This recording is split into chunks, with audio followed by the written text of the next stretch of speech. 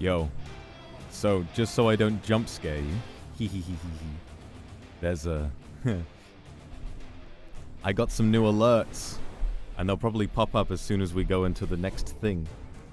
Here we go. Hey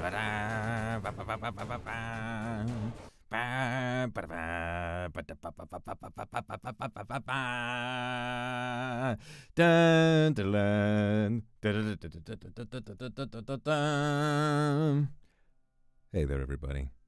I'm back. I'm sorry I took a little while, and I'm sorry I didn't manage to stream while I was gone. There is a new alert, so if somebody sends a super, it should turn up on the right. At least I'm hoping it will. I hope it's not broken. Maybe there's a delay on it. I hope there's not a delay. Hang on, let me check. No, I set the delay as 1 second. Maybe we'll see it turn up in a little bit. Hello, everyone. Thank you so much for coming. I'm so happy to be back. I have so many stories to tell. My mic's quiet. Shouldn't be. Should be fine. There it is! Woo! I love it. I think it looks so cool. It's got different colors. Just like chat, it's got different colors for different flavors of super chat. I think it's so, so cool. It's like, wow.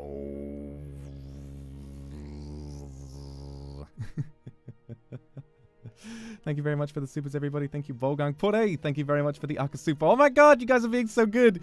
Pio, thank you for the Aka Super. Omadito on the side. Thank you very much. April, thank you so much. Swing, thank you so much. Oh my god, so many people. Hang on. Collide, thank you very much for the Aka Super. I want to give you a kiss too. Oh, I'm so excited to be back. Thank you so much, everybody. Thank you. Oh, there's too many names. They've changed the way it looks. It doesn't show the value of the super chat in the ticker anymore. It just shows your name. I guess that's better for reading people's names. Betty, thank you. Kaidos, thank you very much. Thank you so much, Yuki, for the Aka Super. I'm going to wind up missing some today. I'm so sorry. Tonkotsu, thank you very much. Look at those alerts. They look so sick. Thank you very much to Seol, who did the chat and my transitions as well. She's fantastic. And even though Streamlabs was being a dickhead with these, we actually managed to get it figured out. They were being really, really weird for a little while. It's great. There's like a little bit of dopamine on screen constantly. See, look, different colors for everything. It's so cool. Gladys, thank you so much for the super. Thank you. Radidu, thank you very much. Okay. I have many, many stories to tell. I've had a really wonderful journey, a really happy adventure. And I'm going to tell you about all of it. I have so many stories. Some good, some hilarious at my expense. I'm sure if any of you have been watched a Shoto stream about this yesterday, then you will have heard about some of the shenanigans that were going on. Thank you, Remy, for the Aka Super. Yulia, thank you very much. Muli, thank you so much. Mianya, thank you very, very much as well. Sulakula, thank you so much. Hold on a minute. Okay, let's get into it. So, first of all, Ming Ming, thank you very much. Na, thank you. Anne, thank you so much. I had the good fortune of being able to, so I flew direct straight from the UK to LAX, Los Angeles, when I had my, when I was gone for the first day. And it was a really, really lovely flight. So, Chen Chen, thank you for the super. And Olivia, thank you for the Aka Super. Thank you, sister. I've got a lot of stories to tell. So I had the very good fortune of being able to fly first class again. It's a really expensive habit, and I feel like after this I may give it a bit of a rest, and maybe just go back to like business class or economy plus, because it feels like, I don't know, now that I've had my like amazing first experience, like when I took my break back in March, after I had like that experience, I sort of feel like I was wowed by it. And then I sort of think about how much you get, and I think about the price. And I'm like, maybe business is okay. Youngju, thank you very much for the Akasupa. See, this is good because it's slightly delayed, so I tend to be able to get any that I missed. Danica, thank you. Mars, thank you. Avis, thank you. Remy, thank you so much. Miu, thank you so much. Okay. Not much to really say about it. I was so like, you know, I'm used to, I've been on it once before, and going on it again, it was just really like sweet and nice. The food was delicious. So I flew British Airways. Again, when I flew first time, I went British Airways on the way out and then American Airlines on the way back. I preferred the service and everything on British Airways much, much more. So I went on British Airways both ways this time, and I had a really, really wonderful time. I managed to get a lot of work done while I was on the plane, which is really, really good. And then, so yeah, it was really painless. I had a really nice, like, there was something really, really cute while I was when I had landed. So I landed, and I hired this, like, taxi service to take me to the hotel. And they, apparently I gave them the wrong flight number. I might have given them my booking reference instead of the flight number, which was, you know, definitely my fault. So it took them a little while to find me. And then once that was all taken care of, while I was waiting for them and trying to find them, I took my headphones off because I've been listening to music the entire time. And I heard these two girls, and they were like, "Oh my God, it's you. Oh my God, you're so pretty." And they were like hugging each other and like, "Don't cry, I'm gonna cry." And I was like, that's definitely two online friends who are meeting up for the first time. And I was like, oh, it was really, really cute. And so that gave me like a really big smile. I didn't manage to like see where they were. I wasn't like looking around or anything, but I heard that and I was like, that's so cute. And so I walked away, got in this taxi, went all the way to this hotel, which was miles and miles and miles away. And Sho wasn't there at the time. He was at a party, which I fucking wish I could have gone to. I wish I could have gone to this party because it sounds ridiculous. But I went to plenty more parties, and I'll tell you all about it. And I think that's one of the reasons why when I came out, I thought I'd be able to stream a little bit while I was there. But like, it's probably the busiest I've ever been on a trip. There was so much happening, so much was going on. And I kind of thought like, first of all, I failed to account for the time difference. And I realized that when I went out there, I suddenly woke up and I realized like, wait a minute. By the time it's like 9 in the morning where in LA, or most of my viewers, you know, like the time zone that I try to stream on, it's like most of you have already gone to bed, and I was always waking up late because we were always out late, and so it just never wound up happening. And I wish I could have done. And when I tweeted like I miss you, I was really genuinely like, man, I wish I was streaming right now. But I'm glad that while I was away, that I like forced myself to really dig in and stream dig in and like get into these events, because I never normally go to this kind of thing. And I'll talk more about how I felt about the trip once I've told all my stories. You get to experience the NA debuff, exactly. You wake up late and suddenly it's like, oh, everything's happened already. Katie Kane and Lily, thank you so much. So yeah, what did I did. I'll tell you about the fine dining later on. That was one of the best experiences I've ever had. But I'll talk about that later. So Shoto was at this party, and yes, I'll tell you all about meeting him. But I got back to the hotel, and I was tempted to ask him if I could come. But I sat there and I realized, like, listen, going out and drinking a load while I'm already this tired, I was like, nah, I need to sleep. And so I took a nice long, like some 4-hour nap once I arrived. And later on, I hear just the door gets busted down, and I'm like, huh? I've fallen asleep because in the US, the air conditioning is so good. Thank you, Miri Lively, Hiromi, and Sagi Bunny. Thank you so much for the supers, guys. Because the air conditioning in the US is so good, the room is fucking freezing. And Shoto loves this. And I'm kind of the same way. If I'm going to bed, I kind of prefer the room to be cool so I can like really wrap myself up nice and warm. But still, when I got in there, I was like, Vf. Thanks, Rosalinda, for the super. I got in, I was like, Vf. So I fell asleep in all of my clothes, and I was like bundled up warm. I had like this shirt on, and I had like this duvet around me, and I woke up, and he was like, dude, what's going on? And I was like, hey. And then we shook hands, and I was like, holy shit, there he is. For the first time, we got to meet each other, and like for the first couple of days, our whole experience of meeting each other was like, oh wow, You know? It was like, there he is. After there's the guy that I've been relentlessly shipped with over the past year. There's the guy that I've seen so much against my will, no matter where I look, so much art of us having sex. And I'm like, wow, there he is. Ebony Serenade Murasaki, thank you so much for the super. So it was crazy getting to meet him because he has been working out. And I was like, I'm going to be honest, like the pictures on Twitter kind of don't do justice to just how wide he's become. He's almost, at this point, I kind of feel like he's wider than he is tall. Like, you know, he said that, I don't want to make too many comments about people's appearances, but he sort of commented and he said, like, yeah, like, he's shorter than me, but he's very wide. And I was like, damn. And yeah, while he was drunk, I'll admit it, he did pick me up and carry me bridal style around the room. And I was like, oh. I think he was feeling very confident. About how much he'd been working out. And I was like, okay. Sure, he's earned it. You know, he's been doing really, really well for himself. He's earned it. I was thinking about that arm wrestle, right? We'll get back to that another time. So, that was the first day. Pretty much we just met up, and then he just fell into bed and we both fell asleep again. We had separate beds, by the way. But those of you who have a headcanon, if you're writing fan fiction, you can go ahead and talk about that. Oh, what if there was one bed, right?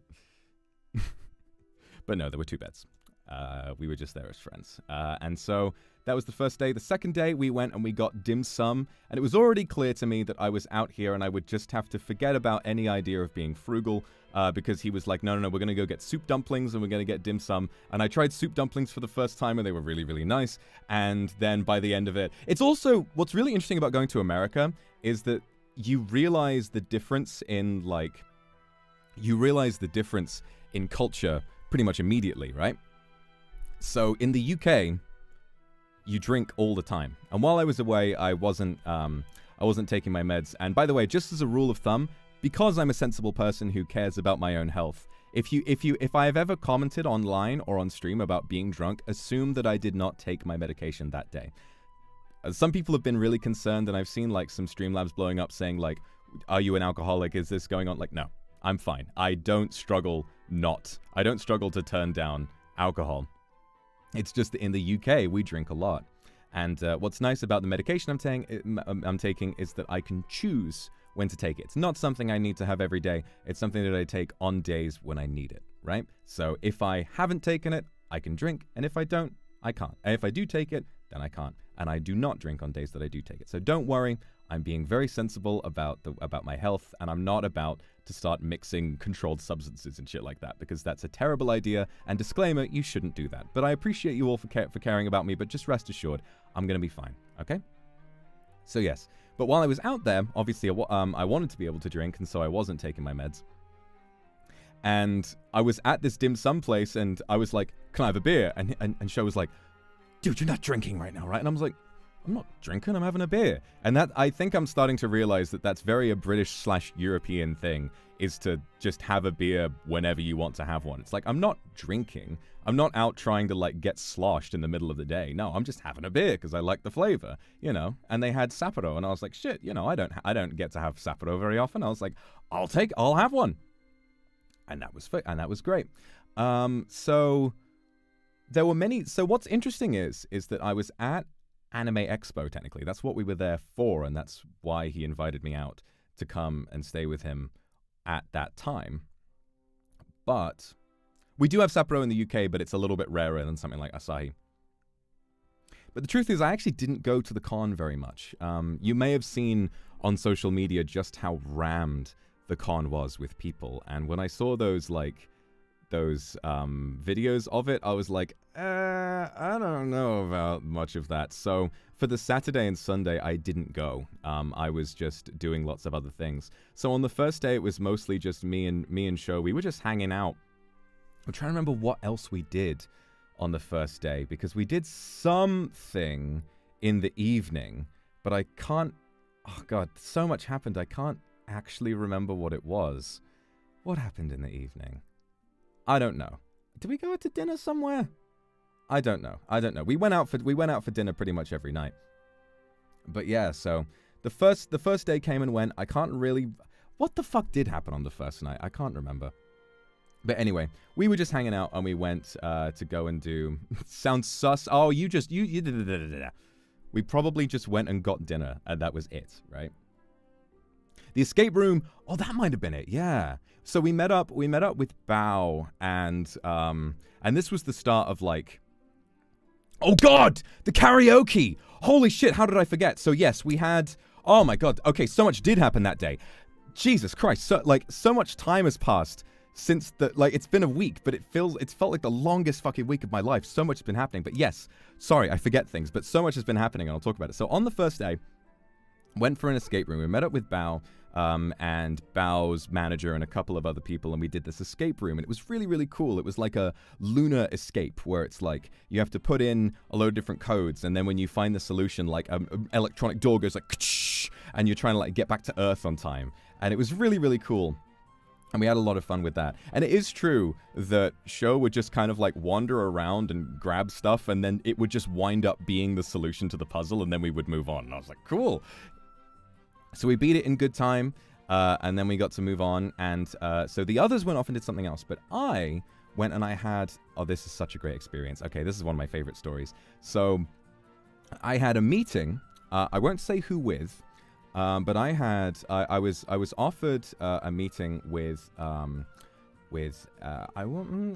should I say? I mean, I have lots of like animation projects like in the works at the moment. So I had a meeting with some guys who represented an animation company, and they said they wanted to meet me and talk about a project that I had in mind. I contacted them a little while ago with an idea for something, and they said, we're in LA at the moment. We'd love to meet you in person and chat about it. So I went down to an undisclosed location, although it was public, right? I'm saying undisclosed because this is quite chancy, and I'm being careful about what I say here. But I was sat and I was chatting with these guys, and I was having such a great time because I felt like I really got to kind of like shell out a load of my thoughts about like what I wanted to do with animation, what I wanted to do with like storytelling and stuff. And we were sort of chatting, and they were really like receptive to my ideas. They challenged, like, I thought, like, is this the kind of budget we're looking at? And they're like, no, it's a lot higher than you think it is. And I was like, all right, we'll have to think about something else. So I learned a lot about like about what I can do for future projects and stuff. And we were chatting. Careful not to... Yeah, no, I'm being very careful. Don't worry. But while I was chatting with them, this is the first time this has ever happened to me in almost 2 years. In almost 2 years of being in NIJISANJI. I was sat talking to these guys, and suddenly I look, and behind the one who sat in front of me, I see some people sit down. A little ways in the distance, not close, so I didn't feel too scared. Shu cosplayer, Rosemi cosplayer, Selen cosplayer, and I was like, oh my god. I sat there and I was like, that's so cool, but I was like, okay guys, I'm gonna start talking really quietly now. I'm gonna start talking really, really quietly. Because I was like, oh my god. If I went up and introduced myself, they would know who I am. I've never experienced that before in my entire life, right? I was so like... Unfortunately, God, when I did go to the con, this is skipping ahead a little bit. When I did go to the con, I really wanted to find a Vox cosplayer, but I didn't wind up finding any in the end. There were a lot of Niji cosplayers sort of in certain areas, but I didn't manage to find a Vox one. And I really wanted to put on a voice and get a selfie with them, but I feel like that might have been a little too dangerous, but I was just so excited. But yeah, so that happened. And then the fear started like setting in, and I remember at that point Sho called me to let me know what we were going to do next, and I ran outside and I went to go answer the call. I was like, okay, I'm going to try and get away from them because I'm on the call and make sure they can't hear my voice. So I walked away a little bit, turn a corner, bam, another Shu cosplayer, and I was like, and I just kept like walking around, and I was really just like trying my absolute hardest to like not be around anyone. And then while I was on the phone with Sho, suddenly I looked towards the building and a Kotaka cosplayer is walking in my direction, and I was like, oh! And I just started like, walking around like trying to be like, like whispering under my breath, trying not to get them to notice, to like hear my voice, but it was fine. Nobody recognized me in the end, and that was ridiculous. So after that, Sho and I believe we met up with Sho's artist friend Day, who was really talented. We met her in the artist alley a bit later on, and Toronto, and we went and we got dim sum. Again, dropping all of these names. These people are just hanging out. And you turn a corner and it's like, yeah, here's this content creator who is quite famous and they are just here to hang out. It was so crazy. Like, for me to get used to that, because this doesn't happen in the UK ever, right? This does not happen in the UK unless I guess I went to a con. But like out in LA, I felt like I was just meeting so many people. Yeah, so I met Toronto, and he was like really like pleasant to hang out with. Such a nice guy.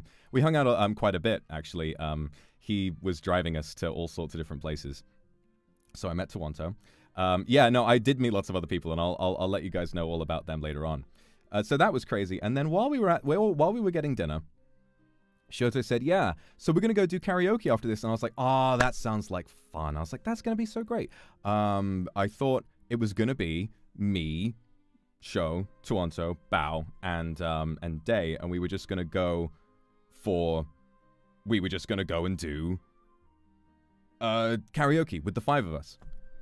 I ate my fucking words so fast, because we drive out and we go to this karaoke place, and I'm like, this seems cool. We open a door onto fucking Bedlam. 20 recognizable streamers, content creators are in there singing their fucking hearts out. And I suddenly felt like this whole holiday for me felt like I was living in a Marvel movie with a constant post-credit scene.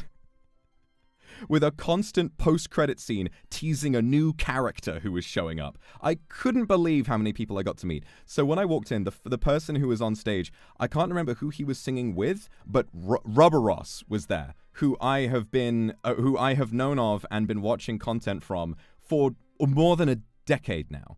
And he was just there. And then I went up and I was like, hey, this is the first time I've ever done this in my life, and I'm so sad that I won't be able to do this anymore now. Or at least I'll have to wait until I get to do this again. Thank you, Amir, for the super. Thank you very much to Nekosaka as well. Ross was there. And I went up and I shook his hand and I said, hey, it's Vox. And he said, no. And then he came and he gave me a hug and it was like, what's up? You look amazing. And that was the entire experience. That was the entire experience of this trip. It was meeting people saying, hey, pleasure to meet you, Vox Akuma, NIJISANJI, and they're like, no fucking way, that's you. Oh my god, you look so amazing. And then we would hug, and I got to meet so many people. So in this karaoke, there was Ross, there was a load of indie VTubers like Numi, and this girl Toma, who was really nice to me and always made me feel, I was always like making sure that I like had somebody to talk to. And Numi is a fucking bastard with soju, because every time I sat down and I was like, I feel like I've had too much to drink, she would come over and be like, you're having another shot, mate. And I was like, oh, okay. She didn't say it like that, but that's what someone would have said. That's what someone said. Someone would have said if they were British. They made fun of me for being British a lot, but I deserve it because, you know, being British is just a curse that we're afflicted with. Oh god, there were so many people. And then later on, fucking Connor turns up. Sea-Dog, who I've also known for the better part, who I've also known of and enjoyed the content of for the better part of a decade. And that was great because I got to hang out with another British person. And he and I, we hung out like quite a bit, and we got to interact a lot. And every single time I went to a party, he would also like wind up being there, which was really nice. And Kage was there, and he's really fucking tall. I think he's a little bit taller than me. Kage is really tall, and he works out a lot, and he was really nice. So later on, he's so fucking funny. I had the funniest conversation with Kage. So we were walking, so this is much later, I'll get back to this another time. But we were walking, and he asked me, like, so what games are you into? And I said, oh, you know, I'm a really big fan of RuneScape. And he was like, no, dude, I love RuneScape too. And then later on, we were back at someone's house, and he was like, dude, talk to me about RuneScape. And I was like, I've been waiting to hear those words for my whole fucking life. finally someone wants to hear me talk about RuneScape. And I told him that I was 99 rune crafting, and he was like, huh. He was like, dude, you did rune crafting first? Oh my God. Like, that's literally what he talks like. It was so great to meet him.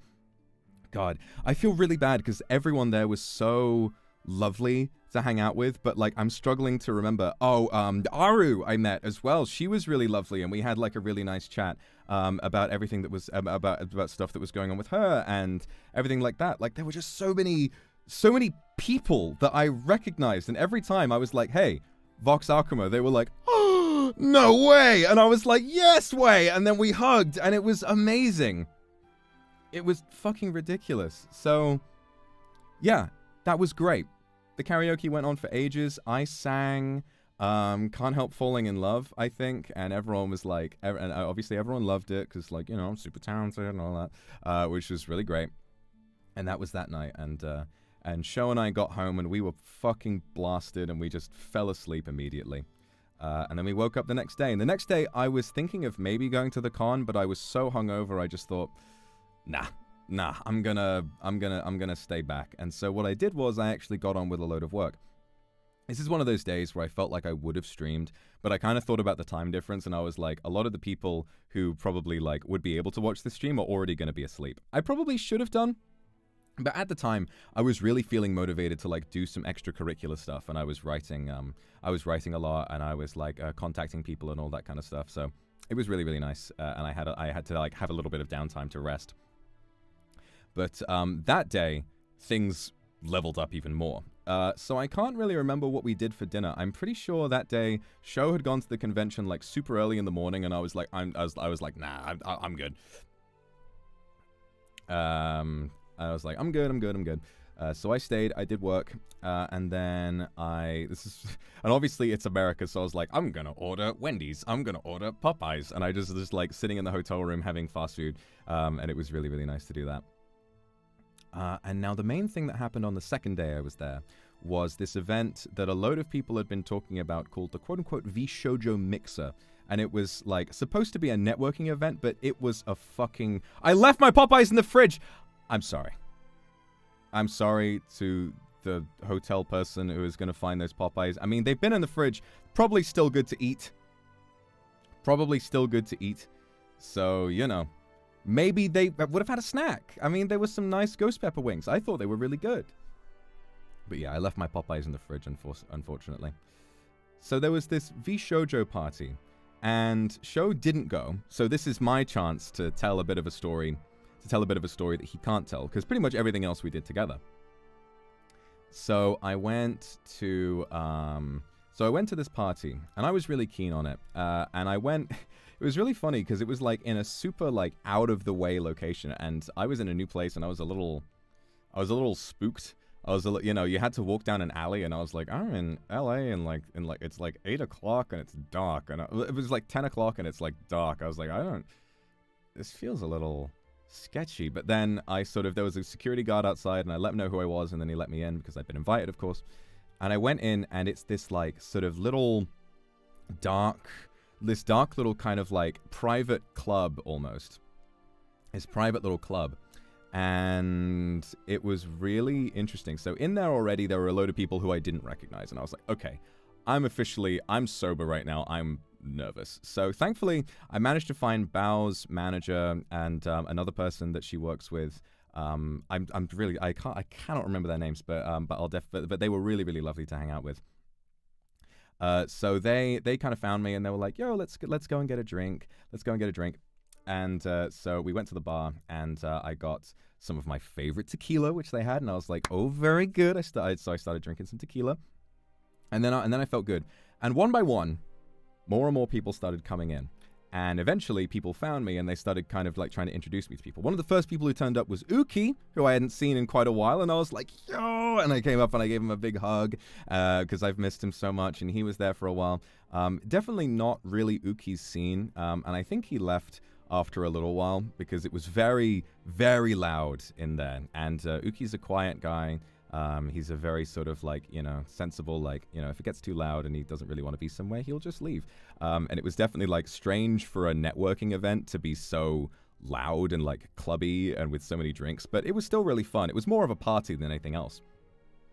But while Uki was there, lots and lots of people started filing in, and I can't remember who the first person... Kuki Meow, thank you very much for the Akasupa. Thank you so much. So, I can't remember who the first person it was who came up. Oh, I met Skara. He's really lovely. He had like a big smile on the whole time, and it was a pleasure to meet him as well. I really enjoyed hanging out with him. And then...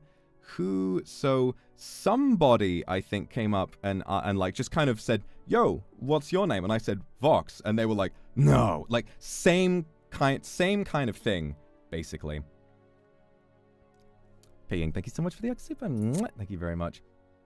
So I met Skara. He was really, really sweet to hang out with, and he was just lovely to talk to, and we hung out for a little while. And then someone else came up and started just kind of taking me around and being like, oh, you must meet these people. So I met VShojo management. I met Gunrun, who was like fucking amazing. And I'll be honest, right?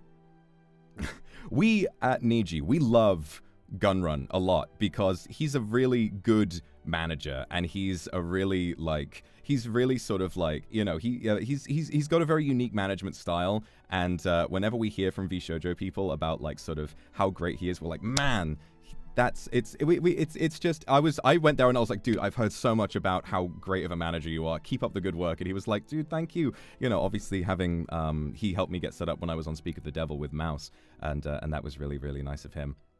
And then he introduced me to someone who I'm good friends with and who I was very excited to get to see. Project Melody was there, and we hung out for a good while because we've known each other for such a long time. I was like, hey, and again, same kind of response. It was like, hi, I'm Vox, and she was like, what? And we hung out and we talked for a good while, and she was so sweet, such just like a person who's so bombastic and insane online, but like in person is so kind of timid and like just shy, but also wants to talk to everybody and is really lovely. And like whenever, you know, and she was really, really lovely, and she looked after me a lot. Like if ever I would get like a little bit too drunk, she would always kind of make sure that I was in a place that was good. And I only really got too drunk once, and that was the day after, and I'll tell you about that in a bit. Show already told you guys, but I'll tell my perspective of the story as well, because it was really funny. So I met Mel. I met there's a couple of other people. I asked like whether it was funny. There actually, for a VShojo party, there actually weren't very many VShojo talents there apart from Mel, which was really funny. So who else did I meet? Oh god, my memory's going fucking blank now. Oh yeah, this was where I met, for the first time in person, I met Saikuno. There was a little kind of like a cordoned off, there was a roped off area that only like the big boys were allowed into. And of course I was allowed in there. And when I was allowed in, they came over and offered me a free of charge bottle of my favorite tequila. And I was like, oh my. So Saikuno was there. Shook this man's hand, and I was like, hey, great to meet you. Sat next to him is fucking Carl Jacobs, and I was like, hey. And Carl was like, yo, we follow each other. And I was like, yeah, we do. And I was like, fucking Christ. I was watching a video of this man hanging out with Pete Davidson the other week on a yacht with Mr. Beast, and then I'm sat like I'm having a drink with him. It was fucking ridiculous. That's what made this whole trip so ridiculous. And I think that I'll go ahead and say that, like, I think I talked to Sho about this, and he was, and I really appreciated him for saying this. I kind of said, like, thank you for bringing me out here, because I've told you guys this before, my biggest weakness as a content creator, by far, is that I cannot network. It's one of the reasons why being a part of NIJISANJI, as opposed to being an indie VTuber, has been so good for me. Because a lot of the networking kind of does itself. I really struggle with that part, because I'm always of the mindset that really successful people would rather not be talking to me. You know, I mean, it's not me specifically, but I always get nervous. I'm like, they're probably busy. I probably shouldn't. Being here, I told Sho that, and I thanked him, and he said, yeah, that's one of the main reasons why I wanted to bring you out. You need to, like, you know, understand how much of an impact you've made. And I was like, holy shit. And I really felt it because everybody, well, not everybody, but the vast majority of the people were really excited to see me. So I met all sorts of really fantastic people at this mixer. I saw Connor again, and we chatted for a little while. I wound up bumping into Connor so many different times, and what was really nice is that later on there was this lunch that Ross organized, and it was a bunch of us. And one of the main reasons why I really like talking to Connor is the fact that he's like the only other British person there, and so we had a chance to talk about like, yo, you know, it's like, so where you living right now? And he was like, oh, great. And then I was like, yeah, so, you know, what are you do with that? And he's like, oh, no, it's fine, it's fine. He's talked about potentially wanting to meet up again at some point in the future. So it was really nice. We kind of connected a little bit because we're both British and everyone was bullying me for being British. So it was really funny. But, oh God, where was I? Yeah, so the VShojo party. And the main part that really floored me was something that I never really thought I would ever in my life get to do. So the reason why I felt so excited and so happy about introducing myself to people at these events is because when you go to an event that's kind of ticketed and you need to be invited and there are a lot of VTubers there, there's an understanding that if you're not like good about, don't take pictures, don't, don't make any commentary about people that they wouldn't want to make, protect people's privacy, protect their identity. If you're the kind of person who can't respect that kind of rule, you just don't get invited to these things. You're just not allowed in because you're a liability, and it's, and that's just one of those things. But there was some people in there who I was being introduced to, and this happened with like 2 or 3 different people. I shook their hands, and I said, hi, I'm Vox. And their eyes lit up, and they said, I'm a Kindred. And I actually couldn't believe my eyes. So these were people who were there on somewhat official business. They were in there because they were artists, and they were sort of, connected in some way, but I was their Oshi. And I never in a million years thought that I would get to meet one of you in person, but I did. And like clockwork, we shook hands, they teared up, I gave them a hug, and I had the biggest, widest smile on my face for the rest of the night because I couldn't believe how lucky I was. I really couldn't believe how lucky I was to get to meet one of you in person. I was so happy. I was so happy. And it happened with like a couple of other people as well who said that they had been fans of me for a while, and I just gave them a hug, and then we went on with the night, and sort of like they went off to wherever it was, and that was that. We met. And I couldn't believe it. Of all the memories that I've made on this trip, I think that will be the one. Apart from something hilarious that happened the next day, I think that will be the one thing that I remember most fondly, is the fact that I saw one of you, or some of you, a few of you, in person, and I couldn't believe how lucky I was. That's kind of the last thing that I really remember from that night. I got a chance to speak with something that really surprised me. Mon, thank you very much for the super. I'm sorry if I'm missing any supers, guys. I'm just really getting into this into the story. Iman, thank you very much for the super as well. So yeah, that was the end of the night. I met, like I was saying, I met someone I would never have expected to meet. I met this this producer who had worked on Star Wars Visions, and I was like, holy fuck. Like one of the most creative Star Wars projects that, what I'm all about, I think, and one thing that I'm really going to kind of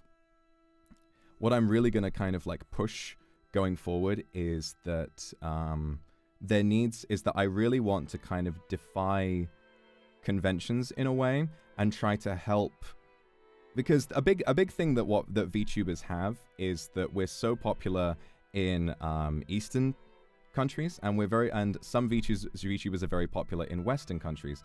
And sometimes the traditions and the sort of artistic expectations of these vastly different cultures can sometimes clash. And so Star Wars Visions is a really good example of blending those two cultures in a really fascinating way. So it's English. Star Wars Visions is non-canon Star Wars stories that are, I believe they're in the English language, although I can't remember. They might be in Japanese. It's been a while since I've seen it. But it's a Western property animated by Japanese studios, and it's fucking incredible. I love it. And so I got to kind of talk about some of my ambitions for projects that I had, and he seemed really interested. So I have his card. So maybe we'll be in touch, and I'll see if I can talk to him a little more about what was going on, about what I have plans for. And if anything that I can bring away from this trip, it's that a lot of the because some of the ideas that I have are like so ambitious, I feel like I may never get to see them through. This trip made me feel like it was a lot more possible than I previously thought it was. This trip made me feel like, okay, I really have a chance to make all this happen. So I'm going to keep gunning for it. And you'll be able to look back.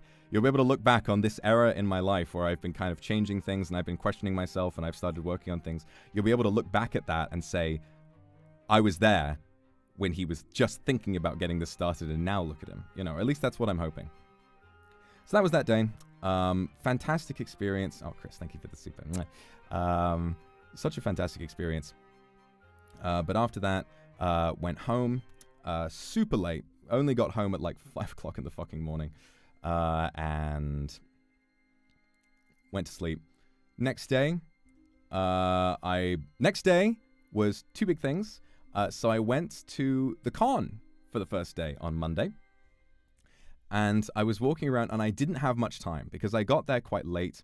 And I also had to, very quickly after that, I had to rush off to go back because the Twilight watch-along was starting. And you motherfuckers know that I could not possibly miss the last of the Twilight watch-alongs. There was no fucking way that I could miss the last of the Twilight watch-alongs. There's no way that I could have missed that. And so while I was out there, you know, surrounded by these people, I was like, excuse me, guys. Excuse me, parties with all these famous people. Excuse you. I need to remember what's important. I need to watch Twilight with the homies. And so I went back to the hotel, and Shoto's told the story of the fact that we were watching Breaking Dawn Part 2 when he got back from the con. And so basically when he messaged me when he was about to come in, I muted, you know, because we wanted to keep it a surprise. And it was really, really funny that like whenever he was doing something, he started showering at one point and I was just muted for like the entirety of that. I'm really glad I got some of my good jokes out.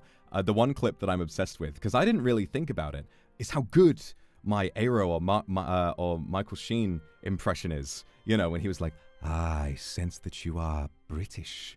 And they were like, I thought that came from the movie. Someone made a clip. I think I can't remember who it was, but someone made a clip with that voice line over that scene, and I was like, that does sound like him, doesn't it? So I was like, heh, you know, that fed my ego decently well. And so that was what I did for the most of the day. But of course, yes, I did go to the Artist Alley at Anime Expo, and I was like nervous as shit. So I was like, I was wearing a fucking disguise. So look at me right now, right? I've got this, I've got like very recognizable hair and eyes and all of that, these pointy ears. So I needed to do a load of work to blend in, you know, contact lenses, wig, face mask, all sorts of different things. I looked nothing like myself. But I managed to sneak in, and nobody was any the wiser. Nobody had any fucking idea. Should have made an American accent. I did. So, well, I did different voices for different people because that was how I was being sneaky about it. So I went and I saw a Vox print by... Okay, so I'm going to double check because I want to be able to say these artists by name because I now have a physical... I met them, technically, even though they didn't know, which is really funny. So, Hako was the first one that I bought art from. It's the one of me holding the little chibi Luxiems with like being like heh. And I went and I bought that one and I went up, and so the first voice I did was the one I talked about on Twitter. I was like, can I get the Vox print, please? Thanks. And I was just really, you know, I was really like sort of, I tried to sound like a nerd who was like big, who was like, you know, big into big into anime, and I was like, can I get the Vox print, please? And passed with flying colors, not even a second look, and so then I went and so I walked around for a little bit more, and then I found the art by, what was the other artist called again? Is my nerd impression. Of course, I am a nerd as well. Don't take that to be something I'm saying out of meanness. I'm just thinking about the public perception. Fim! That was it. Fim! Who I bought the other print from, which was really, really cool as well. And I really enjoyed that.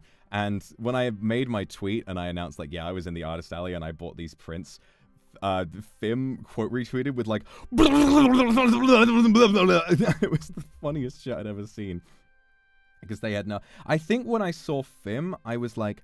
I think I went British again, but I was very, like, soft. I was like, "Hi, can I get the Vox print, please? Thanks." And then I walked off, and they were none the wiser. But that's pretty much all I had the chance to do, because I only got like a couple of hours to hang out at the artist alley, and then I had to go. And then I had to go back and watch Twilight. But that was the more important thing. Obviously, going to watch Twilight was absolutely imperative that I watch Twilight that day. Didier, Phoenix, thank you so much. And Kendra, thank you very much. I missed you too. You do a good Kermit impression? Lighting up New Sidonia in my mind. So that was funny. And then, yes, after that, here comes an embarrassing story, but it's funny. It's funny nonetheless. So, Show already spilled the goods about this one. So Ross had a party. Wonderful to get to meet him again. I think he was at the VShojo party as well.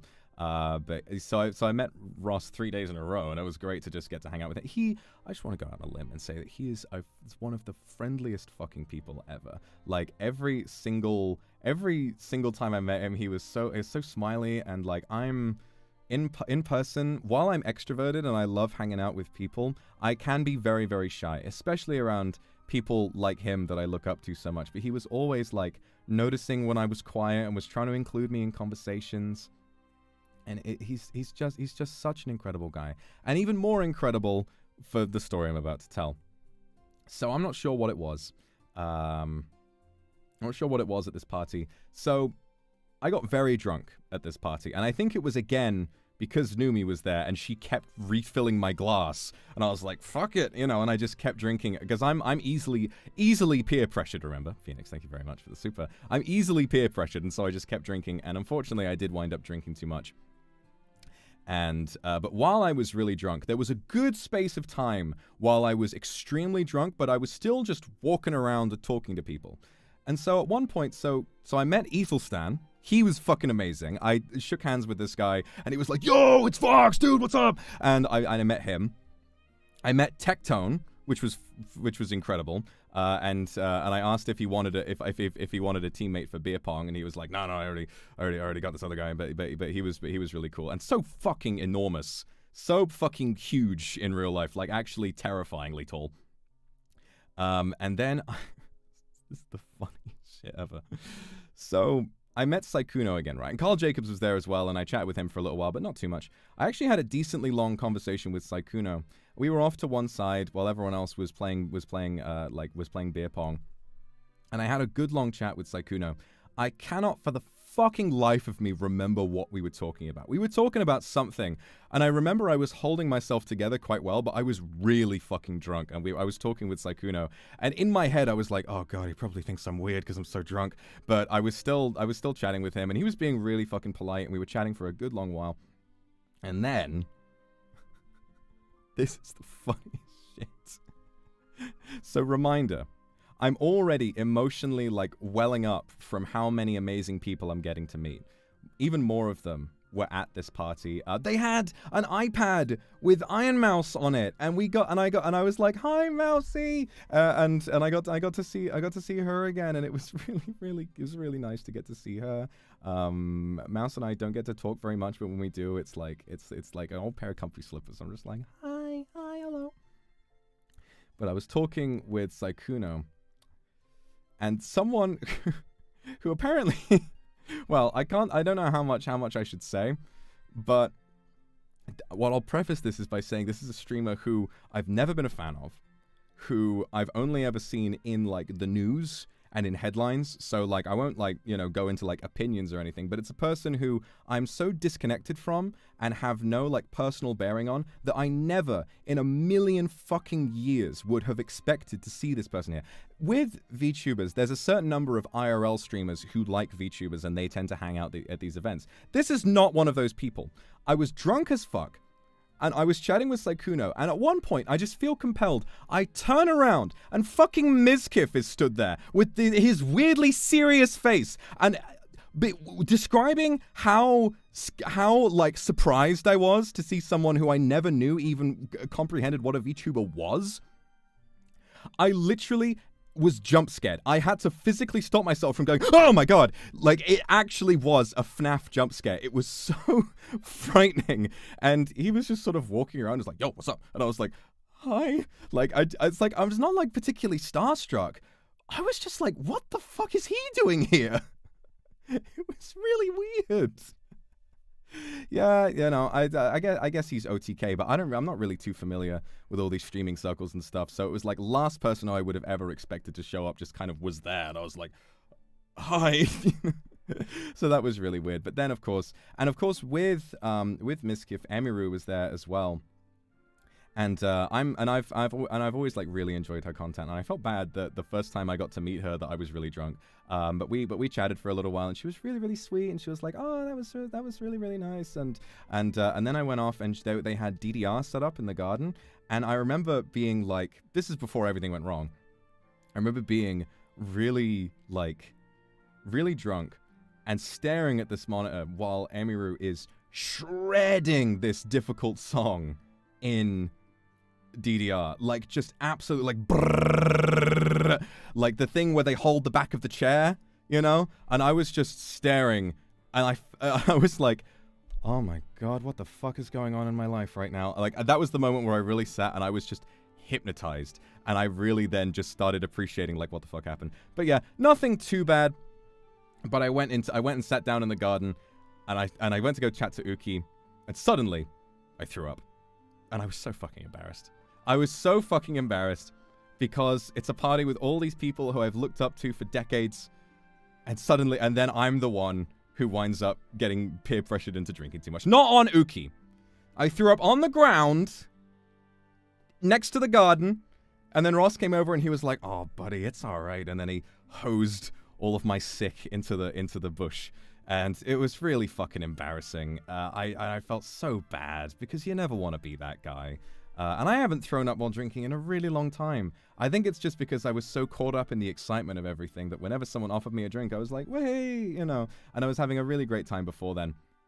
Yeah, no, Uki was doing great. And while I was throwing up, he was like stroking my back, and he was like, it's all right, it's all right. And I was like, and if you've ever thrown up while drunk, you know the experience of how embarrassing it is, because it's like a moment where a lot of the alcohol leaves you, you suddenly kind of sober up a bit, and in between vomits, you just kind of go, oh my god, guys, I'm so sorry, and then it kind of comes again. So it was really fucking embarrassing. I would say mild, kind of, you know, Show made fun of me for it a little bit the next day, but he also had a very embarrassing experience at this party. He was very drunk as well. I think the only reason he didn't throw up is because he'd eaten more than I had that day.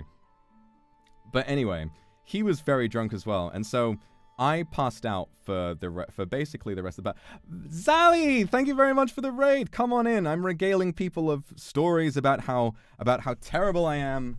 About how terrible I am at what the hell?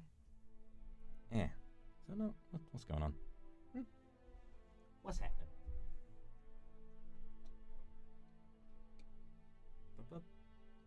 That's weird. What's happening?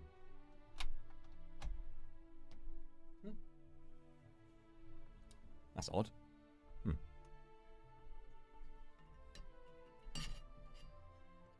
My phone isn't charging. Oh no, okay, I got it. I just plugged it in wrong. Okay, we're good. Anyway, I just plugged it in wrong. Okay. Thank you, Zali, for the raid. Great to see you, buddy. So, I passed out for the rest of it. So, Ross being, like I've said a million times, a really, really kind, loving person, he He took me to the sofa, and he bundled me up in a load of blankets, and I lay there and I passed out, and everyone came by, and I learned the next day that everyone had started taking selfies with my fucking corpse that was lying there. With my corpse that was just like lying there looking snug as a bug in a rug. And apparently all night they were making fun of me for being British, and they were like, "Oh no, oh it appears I have drunken too much. Oh dear," like in their fucking shitty British accents. And I was like, ugh. There was like one group photo taken, but the one that I have, so Buff Pup took this one, who I hung out with a lot, and she actually, I want to shout out Buff Pup for being really nice. So she was at this party, and she was the person who, when I woke up the next morning in Ross's guest room, which again, thanks to him so much for letting me stay there, she was the one who messaged me first and asked me if I was okay. And I said, "I'm feeling fine. I just feel like such an idiot." I was like, "Oh, why did I do that?" I was really just fighting fucking demons that next day because I felt so embarrassed for having been the guy to have done that. But it's fine, because at the end of the day, when you're among adults, they all get that people make mistakes when they drink sometimes. I was very upset. I felt so embarrassed, but I met up with a load of the people who were at that party again another time, and they were all just like, "You all right?" And I was like, "Yeah," and then it was fine. So the one picture that Buff Pup took of me was one with Connor posing next to me, and so you'll never see it, but I treasure this picture because I think it's very funny because these two were being very nice to me, and they were looking after me. There's a picture of me bundled up in this really colorful blanket, like snug as a bug in a rug, sleeping soundly. And next to me is Connor with a giant thumbs up going like, "Ah!" And I have that picture, and it's very precious to me, and I will keep it for many years because I just think it looks really funny. So yeah, Sea-Dog VA sat next to me with his thumbs up, like, yeah. And it was really nice. So that was that. Story about Sho that he's already told. So he made fun of me for being the one who threw up while I was drunk, but he was drunk to the point where he was swinging his arms around, he was knocking shit over, you know, he was pretty disorderly as well, you know, so I'm going to put him on blast for a little bit. So he told the story about how this happened, and I still think it's the funniest fucking thing in the entire world. So this, I feel like when Ross did this, it was foreshadowing, right? When I first got to the party, I was chatting with Ross about a load of different things, and we were kind of like commiserating a little bit about like some of the difficulties of streaming and coming up with content and stuff like that. And we were chatting like, "Oh, you know, it's like, so you've been doing so well," and I was like, blah blah blah, you know, like a conversation that colleagues would have, but in a very friendly. While we were chatting, he kept leaning. Hold on, this music's too emotional for such a funny story. So he was leaning on his stove, right? And every once in a while he would kind of click the stove and be like, "Oh shit," you know. Little did I know that this would be a problem later on as well.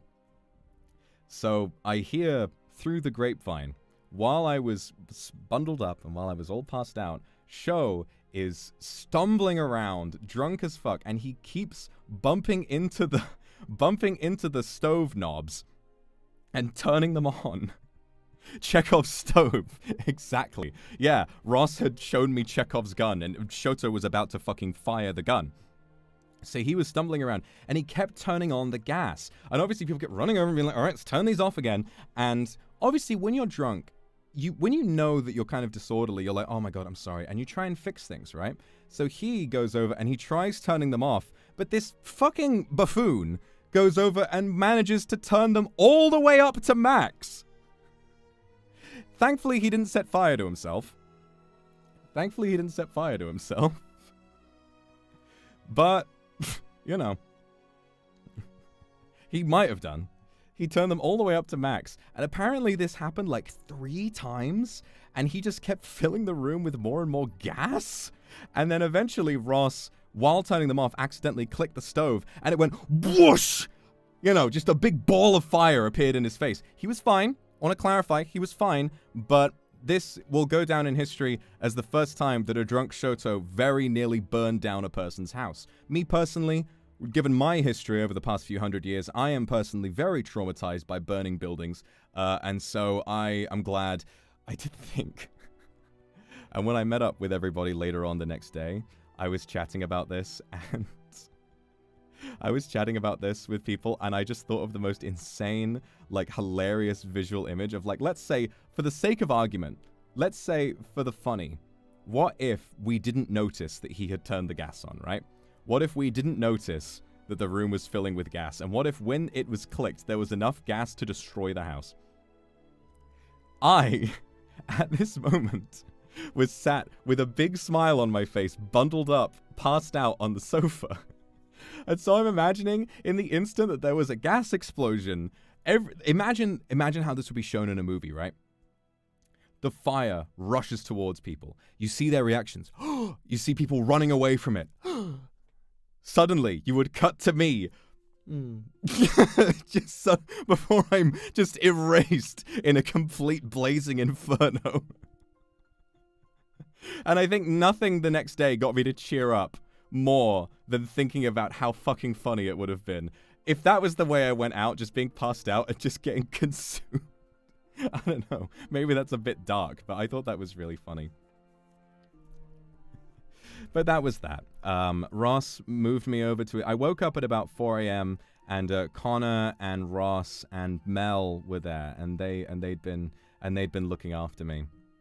So again, huge thank you to those guys, because they were always like the ones who, I think a lot of people caught on that it's not, these big parties are not really my scene.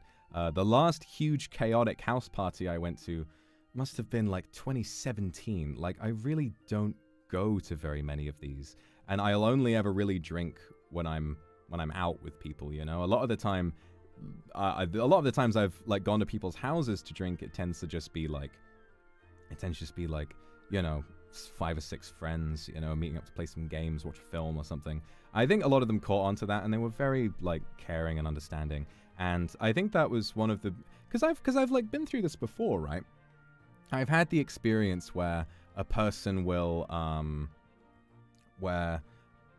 you'll all remember Debut Me, where I tried being incredibly serious because I was in such a new environment, right? And then eventually I met you, got to know you better, and I gradually warmed up and became more of myself, right?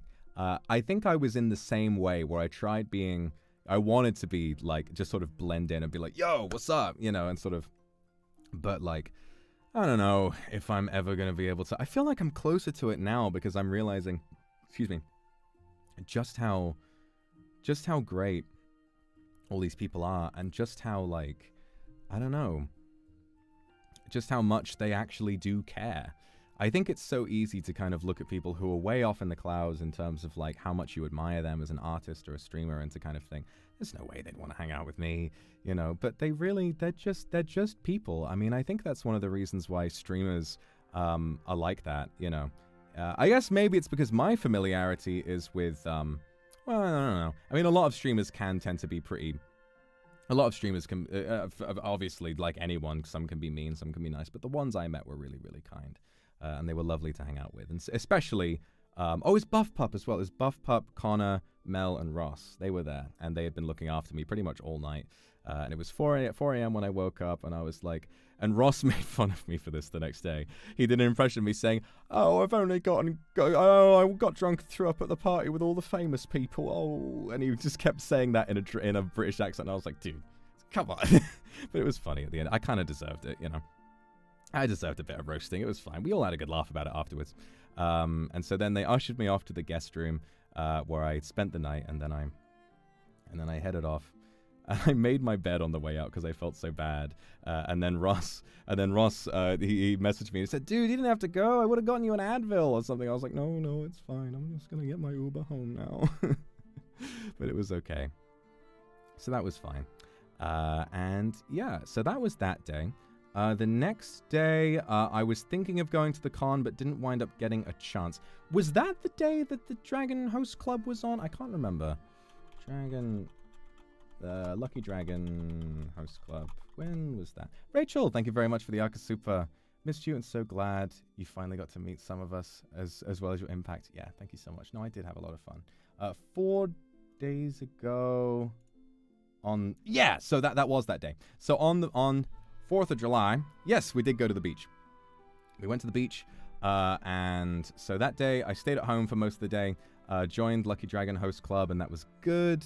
So yeah, and then later on in the day, I got picked up and we went to the beach for the July 4th fireworks. So yes, those of you speculating, I did go and party on July 4th.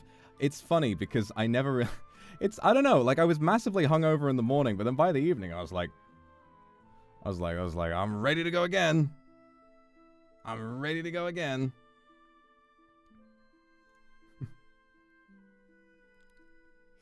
So that was fun. And so we went to the beach, saw the fireworks, met even more people. And I think what was really nice about this experience, what was really lovely about it was what am I trying to say here? What was really lovely about it was after being so embarrassed the day before, meeting up with everyone, like especially Ross, he was like, hey buddy, it was just kind of was like, dude, it's all right. And I just chat with everyone, and everyone was genuinely asking like, hey, are you feeling any better? And I was like, yeah, no, I'm completely fine. I'm just embarrassed. And they were like, no, I get it. You know, we've all been there and all that kind of stuff. So it was really, really lovely to just see everybody, and they were really, really kind to me, you know, regardless of me being so new to this scene, so new to like that. I guess it's an LA thing, just constantly partying and constantly meeting up with all these people. But I was so new to it all, and I was so like flustered and just happy and starstruck and all of it, you know. And again, like even more people where I got to shake hands and say, hey, hey, what's up? I'm Vox. They're like, no way, dude. I met him at the VShojo party as well. I met Sayu, the voice actor, who's in all sorts of things. He's in Genshin, he's in Honkai, he's in a load of different stuff. Really, really lovely guy. Got to meet him and hung out with him a little while. Yeah, Alejandro Saab, met him. He was lovely. I hung out with him quite a bit, actually, because it was really interesting because I got to speak with him and another voice actor who I'll mention next, because I didn't meet the second guy until I was at the 4th of July thing. But at the VShojo Mixer, I met Sayu, and he was really, really good. He was really lovely to hang out with, and he was the same kind of thing. It was like, no way, dude, come on, and then we had like a big hug, and he was really, really nice. So, yes, you guessed, the second guy that I only met on July 4th was Jonah Scott, who is another incredible voice actor who's known for a lot of projects. Most namely, he's Legoshi from the English dub of Beastars, and he's insanely talented as well. And I've been a big fan of his for a really, really long time. And it was really nice because I was in his music video. Like he asked me for like a clip of me doing like a little, doing like some poses and stuff, and he put that in his music video, which is a great fucking song, by the way. Great fucking song. He put that on the aux at one point, and we were all vibing to that. So that was really, really cool. Great to meet up with him. And Sayu and I, we chatted for a long time because I have been like, you know, I've told you that I've like offered my voice for petty cash for the last like sort of 40, 50 years or however it is, just whatever means I can get by. But these guys are professionals. These guys are fucking, you know, the best at what they do. But they really kind of understood where I was coming from with me being semi-unprofessional, like mostly just sort of doing things for myself, you know, and they really kind of empathized with me, and they gave me a lot of tips and advice and stuff, and we talked about like projects and stuff like that. Oh my god, I forgot! Jesus! To anyone who did meet me, I'm really sorry if I'm forgetting to name drop you, because like I met so many fucking people. I met so many people at the VShojo party as well. I met Amelie, who was amazing and really lovely, and we had a big hug, and I got to hang out with her a little bit, and that was nice. And with her, I've yet to tell Ike Evelyn this. I've yet to tell Ike Evelyn this, but with her was Erica Lindbeck, another insanely talented voice actress, and I got to meet her as well, and we hung out for a little while, and we followed each other. And I feel like when Ike watches this stream, he's going to have a fucking heart attack. But I'm glad. I got to meet one of his favorite people on the planet. The Erica Lindbeck, voice of I believe Futaba from Persona 5, and obviously among many, many other things. What you need to know about voice actors is that they do a lot of fucking work. I mean, voice actors, yeah, like on the surface, right? On the surface, what it is that it's standing in a booth and find a booth. It's standing in a booth and shouting. But under the surface, a voice actor is constantly working to new things. They are busy so much. If you go to any of these guys' like IMDb's or anything like that, you know, for most established voice actors, you will see hundreds of projects. They work so hard. And I just felt like, you know, I just felt so overcome with like happiness, you know, everything. I felt so just, wow, all of these people and getting to see everybody. I don't know, man. I don't know. But yeah, we went, saw the fireworks, 4th of July, met a load of new people, went back. Oh yeah, so it was me, Uki, Yuzu, this other guy who was really friendly, and we talked about FNAF. I'm so sorry, I can't remember his name, but he was nice. And Cinder and a bunch of other indie VTubers. We all got together in one room, and they said we should put a game on. And someone said, "I have Smash," and I was like, "Smash? Yes, please." And Ross was there as well, and he played with us as well. MatPat. If I saw MatPat, I would have had a level of reaction beyond seeing Mizkif. If I turned around and saw MatPat, I think I actually would have had a heart attack and passed out. So, yeah. We played Smash. And I'm not here to brag, but I fucking cleaned house the entire time, and I felt amazing. I was like, I hadn't had much to drink. I'd had like a little bit to drink, but not too much, like just enough to the point where when I sat down to focus on Smash, I was fucking wired, and I cleaned house every single match, and I was just... I wasn't even using my controller of choice. They didn't have a GameCube controller. They had a Pro controller, and I was just cleaning house with everybody. It was fucking fantastic. Ross won a couple of times. His strategy, self-professed, it's like, "Oh no, I'm not here to win. I'm just here to cause people pain. I'm just here to cause people drama." And so he picks Kirby, of course. He picks Kirby, and he'll only ever go for the suck and cuck. He just stands at the edge, waiting for his moment to just cause people some fucking strife. He's like, "I don't want to win. I'm just here to give him some agony." But then with most games, when we were swapping the controllers around, I kind of hogged mine a little bit, which I feel bad about. I just kind of zoned out and forgot that people were swapping them around. I kind of hogged my controller a little bit. But then whenever it was him and I playing, it would tend to be he and I down to the wire. And there were a couple times when he got me, but most of the time I was winning. So it was really nice for my confidence. And I'm actually, a little teaser for next week, I'm actually thinking that I would like to play some Smash next week, because there have been some rumblings of a big Smash collab within Niji. And I am very excited for that, and I kind of want to practice a little bit. So I'm thinking, now that I'm medicated, and now that I have, because you guys might remember Only Up, right? My big secret for how I stayed calm the entire time is the fact that, oh god, I'm learning so much about myself, you know? I'm learning so much about the fact that, big surprise, ADHD increases irritability. ADHD can make you really fucking pissed off at not very much. And I've had chats with other people who have ADHD, and they're like, yeah, when I take my meds, I'm way calmer. And so when I was playing Only Up, the reason why I didn't, like, smash my desk a single time is because I had taken my meds. And I was like, oh, well, whatever. So I feel like playing a game that, like Smash, I was very zen playing Only Up. I was actually having a really, really good time. So I think that so maybe tomorrow on Monday I'll play some Smash, and I'll see how it goes, because Smash is the game that makes me mad more than anything else in the entire fucking world. And I think, like, literally more than things that happen to me in my real life. I think a lot of it stems from, like, when I played Smash with my old roommates, we used to play Smash a lot. And it was my roommates who introduced me to the game originally. We used to play Smash a lot, but Smash was like a big deal.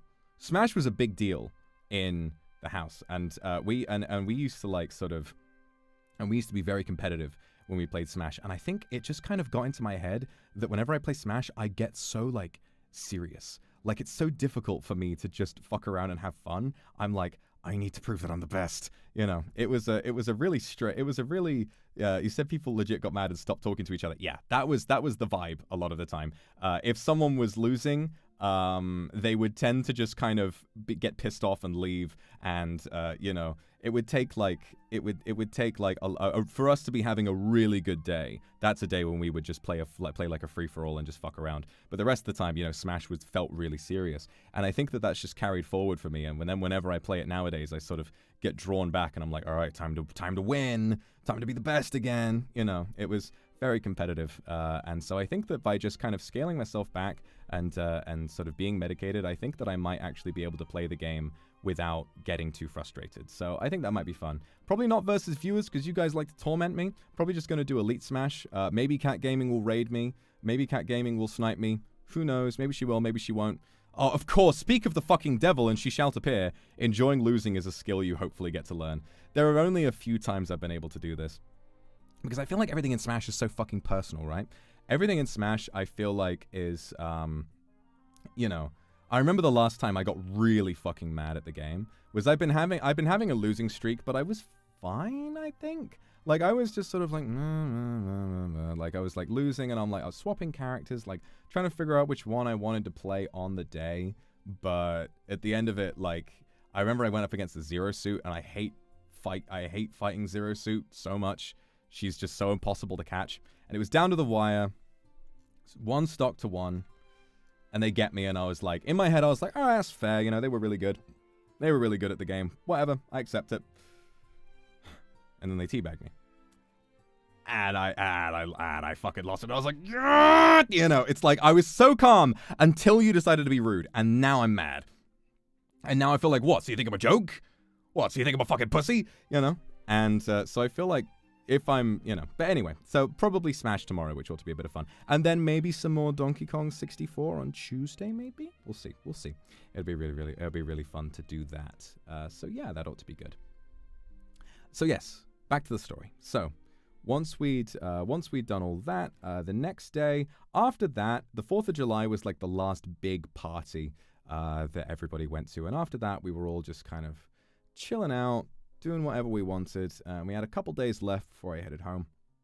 So so the next day we went out for some ramen with Ross and Buff Pup and Eye Candy and Sho was there, and Connor came as well, and I can't remember.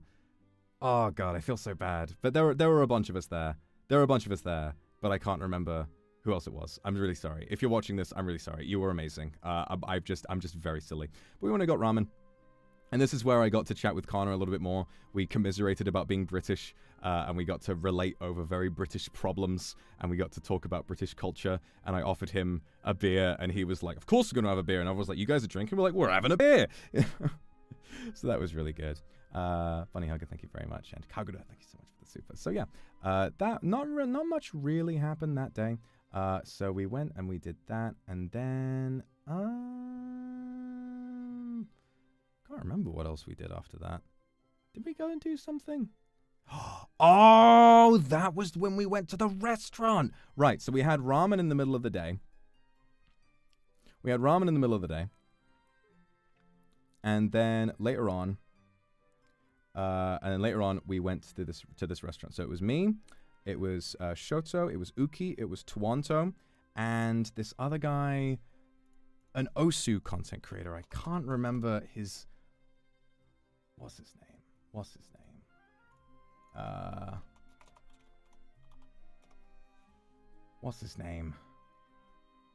It's like BTMC. That's it. BTMC. It was him. And we went and we met up for that. Everyone knows his name, right? I didn't want to say his name just in case people didn't know it. But yeah, Ed. So we met up with him, and the 5 of us went to this beautiful restaurant in LA called Providence or Providence. I'm not even sure if it was a French restaurant or not. I don't think it was. Maybe it was. I don't know. But Sho kept calling it Providence, which is kind of funny of him. So we went there, and yes, this restaurant carried such a hefty bill. This restaurant is so expensive, and need I remind you guys that I feel like I'm a bit of a foodie now. I have like a bit of an interest in like bizarre tastes and sort of fine dining. I thought that I had experienced fine dining before now. I was wrong. I was wrong. This was the first true fine dining experience that I have had. Every single thing about this restaurant was to another standard, which I had never experienced before. Yes, I did let because the pants I was wearing were quite tight anyway. I was like, sure, you can borrow my belt, and he looked really good. He looked really, really good. He wore a fancy black shirt, and with my belt, it really kind of brought it home. So I'm just letting him know that fit would have been impossible without me. But I'm just saying. Anyway. So we went to this restaurant. How's my wallet? We split it between the 5 of us, so it's fine. It was a treat, not something you do every day, but fuck me. It's the restaurant that's so expensive, we needed to pay $1,000 deposit. We needed to pay a deposit before we arrived, just in case something went wrong. That's how serious they are about this shit. So we went there, and it was like a long-ass, like, set menu with, it was a long-ass set menu with different, like, main courses that you pick one of 3 main courses, and then before then you've got like a long-ass list of all of these different set menu items that just keep coming out one by one, and you had like they would bring over like the smallest little portions, just the tiniest, like one bite and it's over. But the flavors in there were so layered. They had a beginning, a middle, and an end. And I'm gonna be honest, so much of it I couldn't really remember like what the ingredients were because they were so you know, complicated, and there was so much to remember that I can't really remember what a lot of it was. I had the fish main course, which is not something I would ever normally go for, but it was really nice. They had like a squid ink sauce, which I never thought I would get to try, and that was brilliant. And then we had all of this other good stuff, and yeah, I mean, Show's posted a bunch of pictures on Twitter. I didn't do a very good job taking pictures. I kept getting the focus wrong with the food filter on my phone. It's also probably because he has an iPhone and I'm dealing with an Android camera, so you better just go and look at his Twitter. He's got pictures of all the food. And the drinks, oh my god, the cocktails. So on the menu, they had these things called bespoke cocktails, right? So get ready, these cocktails were $65, $80, or $100 per, right? Ridiculous. I was fine to go for one of the less expensive cocktails or just have a glass of whiskey. But Shoto, he said, like, all right, I'm going to order this one. It was called like something penicillin. And he orders that one. It's the $65 cocktail. And we're waiting for the drinks. And all of a sudden, this guy wheels up a tray, or like a wheelie thing. Japanese penicillin, that was what it's called. And he said, "Gentlemen, I understand you're feeling unwell." And I was like, he looked at me and I was like, no, I'm fine. I'm all right. And so yeah, and then he came out with this big tray with all of these ingredients, and that was a bar. And he started making the cocktails. Like, this cocktail was developed many years ago, while he's making it, by this man who believed that it was this, and this ingredient adds a certain this. And I was just, oh my god, look, this is so cool. I was like, wow, isn't that so fantastic? Wow. And so, obviously, he serves this beautiful cocktail after this whole song and dance. Really charismatic, very handsome guy. Then he takes his tray back, and we all look at each other and we're like, we need to get the other ones as well. So we ordered the other 2, even though they were expensive, because we needed to see. We needed to see what he would say about the other ones. And so we were just like, yeah, wow. And he just kept coming back and coming back. And in the end, I can't remember who it was. I think it was Shoto asked, like, excuse me, are you a married? He's like, I am a married man, unfortunately, although I appreciate your compliments. And so that was really nice of him. So we had a really, really nice, good time with that. Yeah, I had a really wonderful time. Yeah, the food was brilliant. I got caviar for everyone because I saw caviar on the menu and I was like, gentlemen, You are all going to try caviar. And routinely, around the entire table, it was a hit. And I'm so happy. They were all like, I don't know. Abacoris, thank you for the super. Rosalinda and Kendra, thank you so much. They were all like, I don't know. I don't know about caviar. And I was like, trust. Trust. Uki got me to try oysters, yeah. And I loved them. I thought they were great. I was like, fuck. I never thought in a million years that I would enjoy oysters. And I was like, fuck, that was nice. Here I am. I'm at a point now where I have braved so many different foods I thought I would hate. I will try anything. I'm feeling really adventurous with food. Later on in the week, we went and we got sushi, and there was sea urchin, and I decided not to try that one. That's one I feel like I need a bit more preparation for before trying. Maybe sea urchin I'll get around to eventually, but I have not tried that yet, and I'm a bit nervous about it. But anyway, the caviar was great, and it was so fantastic to see it like kind of go around and everyone try it for the first time, and I felt like such a fucking pro. I got the Bellini, and I was like, all right, gents, watch and learn. And I got the creme fraiche, and I got the onions and the egg yolks and the shallots and all of that, and I was like, and then you just eat, and I was like, scoop it with this mother of pearl spoon. Do not use a metal spoon. And here we go. And they all tried it, and they were all like, whoa.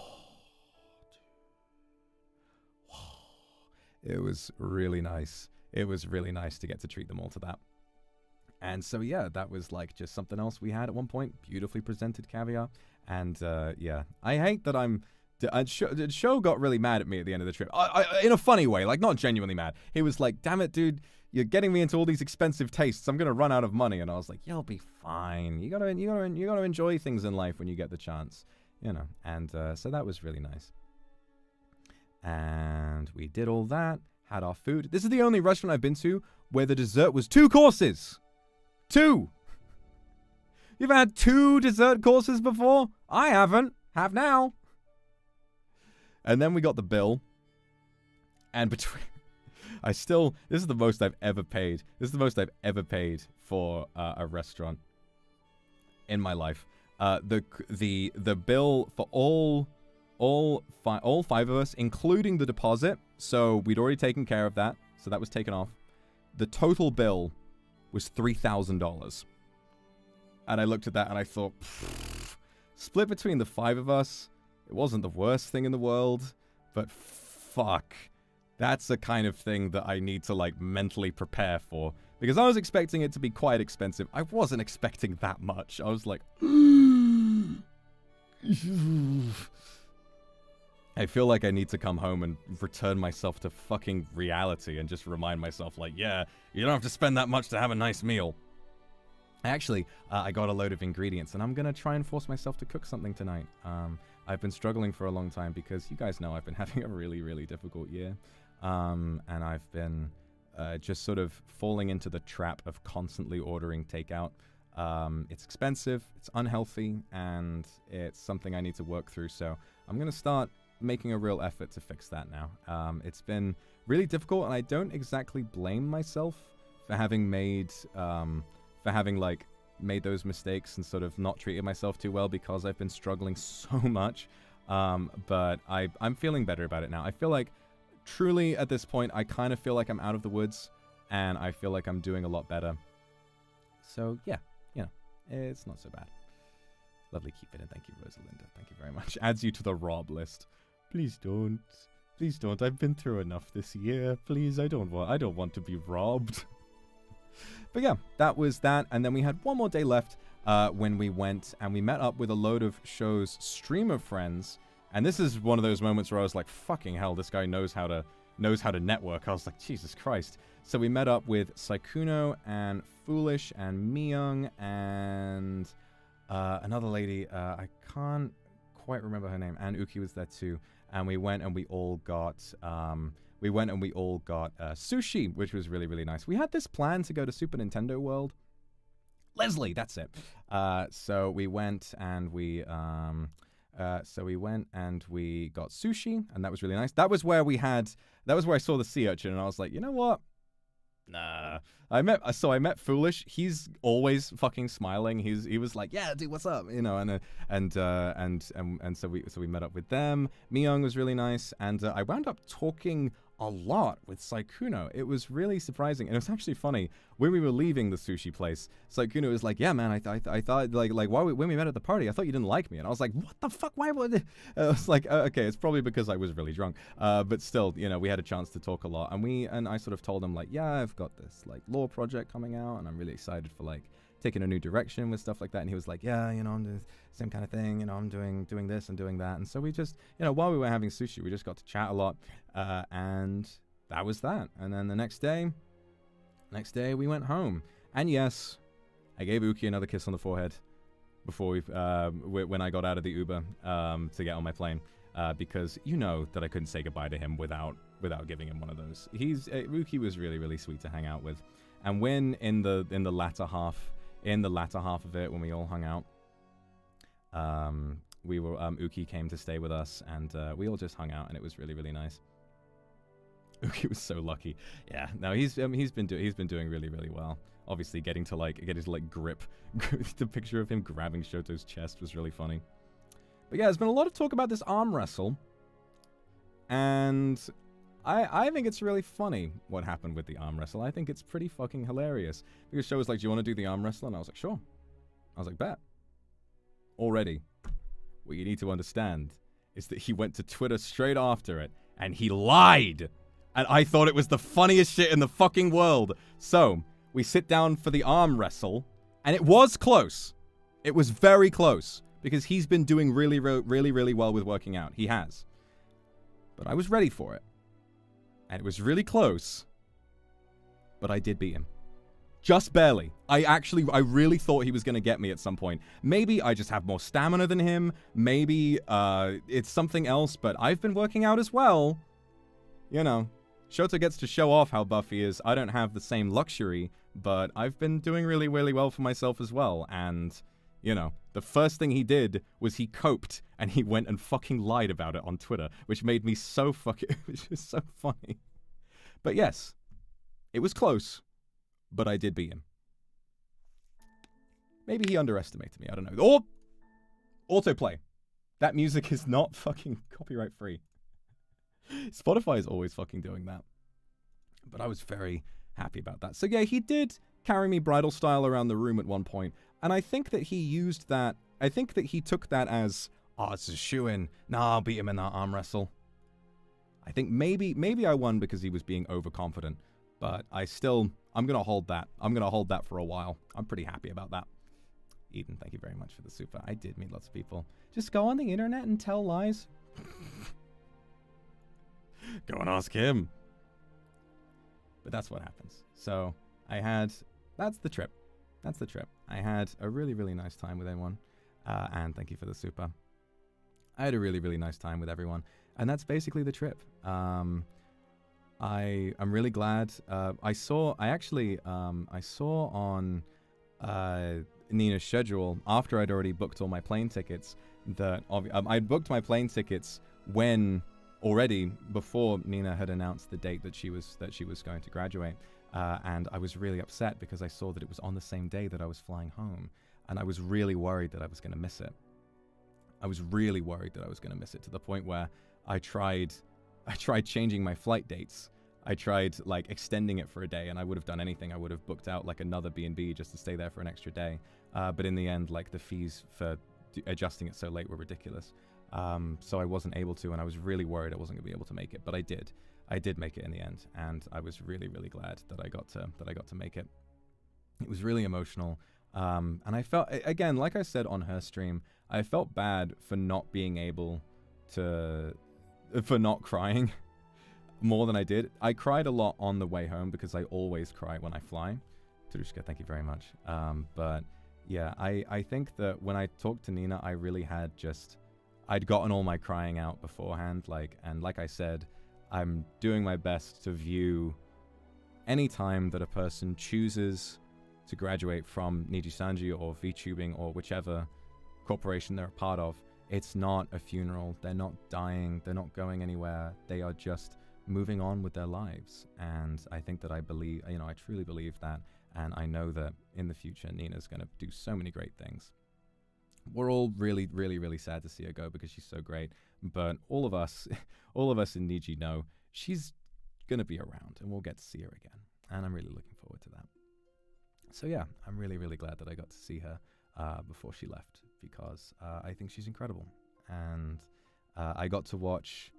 I was on the plane, and I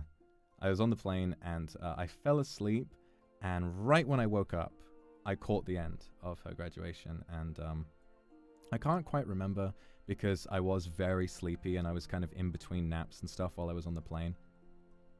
But I think it was either like right before she ended stream or like right after I tweeted about how much of a crybaby I was, because I was feeling very emotional while I was on the plane. I cry every time I fly. I don't know what it is, whether it's like a gentle or whether it's like fully sobbing, like when I was drunk and watching Forrest Gump earlier this year. But I don't know. Something about being that high up, it really tugs on my heartstrings emotionally. And I start thinking about my friends. I start thinking about the future. I start thinking about how lucky I am. And I always just get really emotional. And I started listening to, I would highly recommend it. Not if you haven't played the game. Play the game first and then enjoy the luxury of listening to this. A playlist of all of the music from Death Stranding. I love Death Stranding to absolute fucking death and back.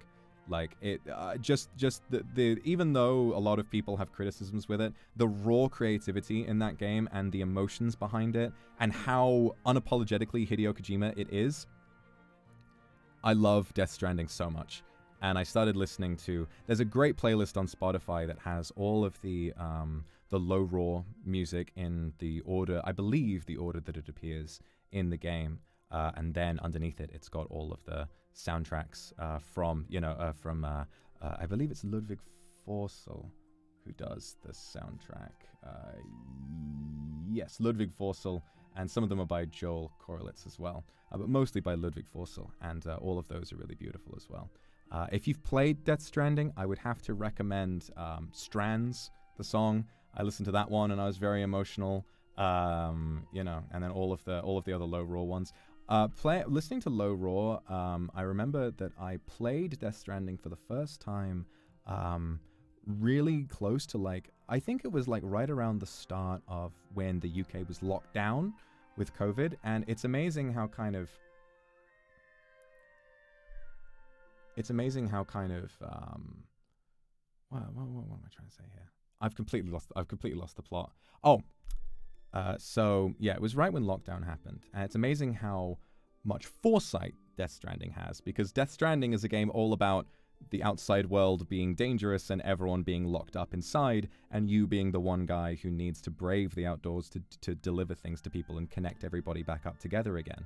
And with the likes system in the game, it's all about connections with people that you cannot see. And thematically, it really resonates with it should resonate with everyone who was affected by lockdown, because that not just were we dealing with a really terrible disease that was causing people so much trouble, but also there were so many people who, weirdly prophetic, exactly.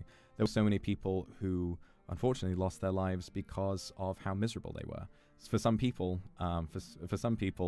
their daily routine and the people that they see are the main thing that they look forward to during the day, and being torn away from that, for some people, it was just too much. And I think that Death Stranding was a really powerful kind of view of what loneliness does to people. And there's so many little interesting details in the game, like when at one point, very early on in the game, you need to make a delivery of, I believe, they are either dopamine or serotonin injectors.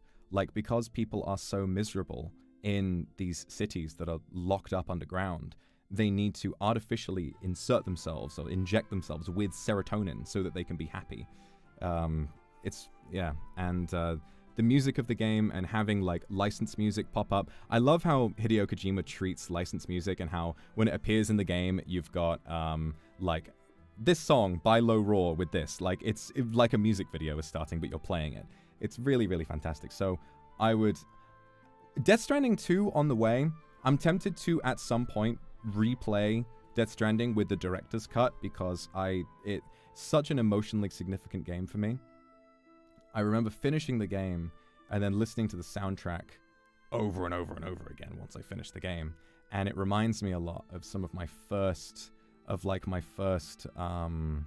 few months when I had moved in with my roommates, and like, you know, the experience of being around friends so much, and the experience of just nostalgia for that place, and nostalgia for a time where I might not have been as happy, but I was much less busy, you know, and I look back on it with like a weird fondness, because I wouldn't trade my current position for anything.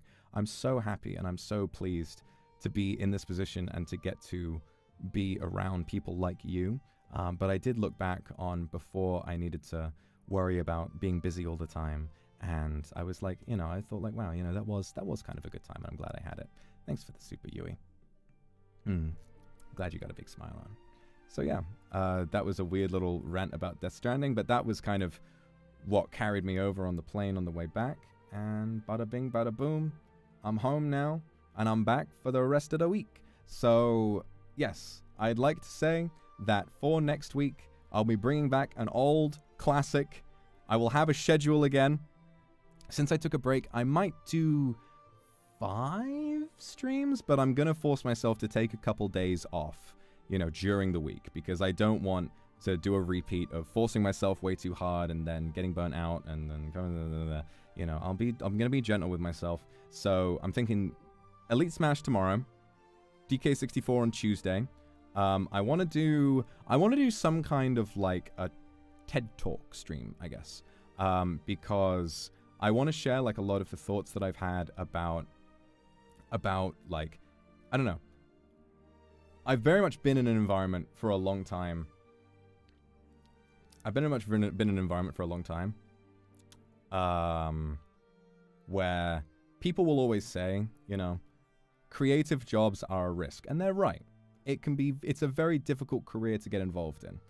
But the truth is that the dialogue, Tutukan, thank you very much for the super. Gene, thank you for the Akasupa. Of course you can have a kiss in Phoenix. Thank you very much for the super. What was I saying? I got distracted by all these lovely super chats. But yes, people believe that creative jobs are very risky. And they are. Choosing to put all your eggs in one basket can be a risk, but in my experience, as someone who, to be honest, I don't see myself as like amazingly talented. Like, I think I've just had a lot of time to think. You know, I've had a lot of time to get ready for this kind of thing, and that's just how I'm feeling about it. So what I want to say is that when you see someone in my position, what you may think is like, oh, there's no way that I could do that. There's no way that I can, you know, get to that level. Or it's fucking wrong. All right. I have so many things that hold me back from, you know, doing as much work as I could be. And I made it, you know, I made it to this level, and I'm still growing, and I'm still doing things that I love. And I know that all of you have, you know, more ability than you think you do. And so I think what I want to do is I want to do a stream, because I think that I want to see a 1 in chat, and I'm not here to name and shame. I'm just here to ask, let's get a bit of perspective in here, right? Press 1 in chat if you are a creative person who has a creative project in mind that you have not started yet. And it's been a long time, and you still haven't started it. See? Thank you for your honesty, everybody. A lot of honesty. I'm not calling you out. I'm not here to name and shame, because for a long time, I was the same way. What I want to do is, as someone who's now putting a lot of creative projects out in the world, which is something I've always wanted to do for the longest time, like just for so many years, and now I finally get to kind of not just make things, but show them to people, and to have the means to make them real, which is only really possible because of the position I'm in right now. What I really want to do is to give like a TED Talk almost on how to have an idea, how to develop the idea, and to then execute the idea. I really want to encourage people to be creative, because I'm at a point now where I'm realizing that being, you know, I'm in an incredible position, and I would never lie to you about that. I love getting to speak with you. I love the fact that I am financially secure and comfortable now. I love the fact that I get to do all of these amazing things and meet all of these amazing people. But the one thing that's really keeping me going at the moment is the fact that when I have an idea, there's a chance for me to actually fucking write it down and make it a real thing. And ever since I've embraced this way of thinking, what I've been able to do is every time I get inspired by something, I'm like, shit, let me write that down. And then suddenly there's a new thing. While I was away, I had another idea for a project, and I'm already taking steps to put it into effect. I won't spoil anything. I won't tell you what's going to happen because it would require a massive amount of context. Press 1, again, sorry, Masato, and Harumi, thank you very much for the Akasufa. I'll tell you in a bit. Missed you so much. I'll always be with you. Thank you very much, Harumi. Big kiss for you. Thank you so much, Masato, and Leonaki as well. So, press 1 in chat if you have seen the short film Portrait of God. Mufang, thank you very much for the Akasupa. If you're not good with horror, do not fucking look this up because I know it's late for a lot of you. Be very careful about watching this fucking film because it scared the shit out of me. Up there with Skinamarink. It's only 7 minutes. It's a short film. I think it's one of the best pieces of horror ever made. It's on YouTube, free to watch. It's a short film, just out there for anybody to watch. It plays on your anxiety, and I don't think that I have seen something that has filled me with more dread than The Portrait of God. It's such a simple premise, but my god, does it ever fucking work. And the imagery presented is really fucking bone-chilling. It's the kind of one where I watched that while I was away. I showed it to Shoto, and I was like, dude, I know you're going out, and I was going to stay here. Can I come with you? I don't want to be home alone right now. And he was like, dude, me neither. And then we went and we got food. So yeah, if you're not good with horror, please don't watch it. But all I'm going to say is that I saw it and was really inspired and kind of want to make a project, maybe after my current law project, something to get running on the side that's a little bit scary. I kind of want to do something pretty spooky. Mufang, thank you very much for the Akasupa. Welcome back. Mwah, mwah, mwah. I miss you too. I'm going to be back for a while, so don't worry about it. Don't worry about it. I'm going to be back for a while. So I want to do something really, really spooky. And I'm also thinking, I'm pretty much decided at this point that I think the whole Only Clans idea is probably the way that I want to go, because I'm sort of two minds about this content. Danya, thank you so much for the super. Mwah. Tian Tian, mwah. Thank you so much. Love you too. I'm sort of two minds about it. So I'm thinking that existing streams that are quite... I'm trying to figure out how to do this because I want to figure out a way of doing this that's fair. So existing ASMR streams that are of a sexual nature, I'm considering either unlisting and putting in like a playlist that's kind of like hidden so that people can find it if they love that kind of thing. Or it will be easier to find, but it also probably wouldn't be very fair to have it behind a different membership tier. Because what that would mean is that my image to the public is less because people are so weird about that kind of content. I mean, I don't know. I definitely understand it, but it's also like, you know, it's not very good for if that's what you happen to be good at. It wouldn't be fair of me to put content that already exists behind a membership paywall. But I also feel like it would be easier for people to find than if I was to unlist it. So, you know, and so I'm still thinking about how best to do it. But what I know is that if I did make the higher membership tier, if I ever wanted to do something a little bit more racy in future, I would do it as a members only stream for that tier. So it's definitely like a big change, but I feel like it's coming with like a lot of changes that I'm going through as a person. And I don't want you to be scared because as a person, I'm not going to act differently. Like, I'm still going to be the same guy. I just need to think about how best to do the right thing. I'm seeing mostly support for unlisted, and I think that's right. Like, it wouldn't be fair. It wouldn't be fair for me to take streams that people have enjoyed for many years and kind of lock them behind a paywall, because I think that would be pretty mean. Even though it would kind of give people a way of finding it easily. It was still, you know, for those who can't afford it, it would definitely be really, like, miserable. So yeah, I think an unlisted playlist is probably the right way to do it. But then a higher membership tier, I guess the problem with it is that if I did a higher membership tier, I wouldn't know when I wanted to do that. Like at the moment, I'm kind of the mind that I don't really want to do anything like it for a little while. So if I made a new membership tier, then I'd just be taking money off people for nothing. So I guess I'll just wait until I'm in the mood for it and then do one of those. Then again, I do tend to get more in the mood for it when I do members-only stuff anyway, because it feels more private. I don't know. Yusha, thank you very much for the super. But yeah, that's kind of what I'm thinking about this, is that I'm going to kind of pivot a little bit and do things differently, but I'm really excited about being able to do stuff. The music in particular for I've been going to my lovely artist friend who has been doing all of the artwork for sorry, let me get the supers. Hayan, thank you for the super. I love you too. I love you too. Corny, thank you very much. Looking forward to your projects. Thank you so much. Yes, I'm really excited. So I talked to my lovely artist friend and I asked her if she can make some changes, and it's the last round of changes that I'm asking her to do. And then once those are finished, all of the artwork will be done, and it's very, very nearly there, super nearly there. I'm speaking with secondary artists about adding motion and animation to some parts of it. Not all of it, but some parts. Most of this, I think pretty much all of it, is going to be edited by me.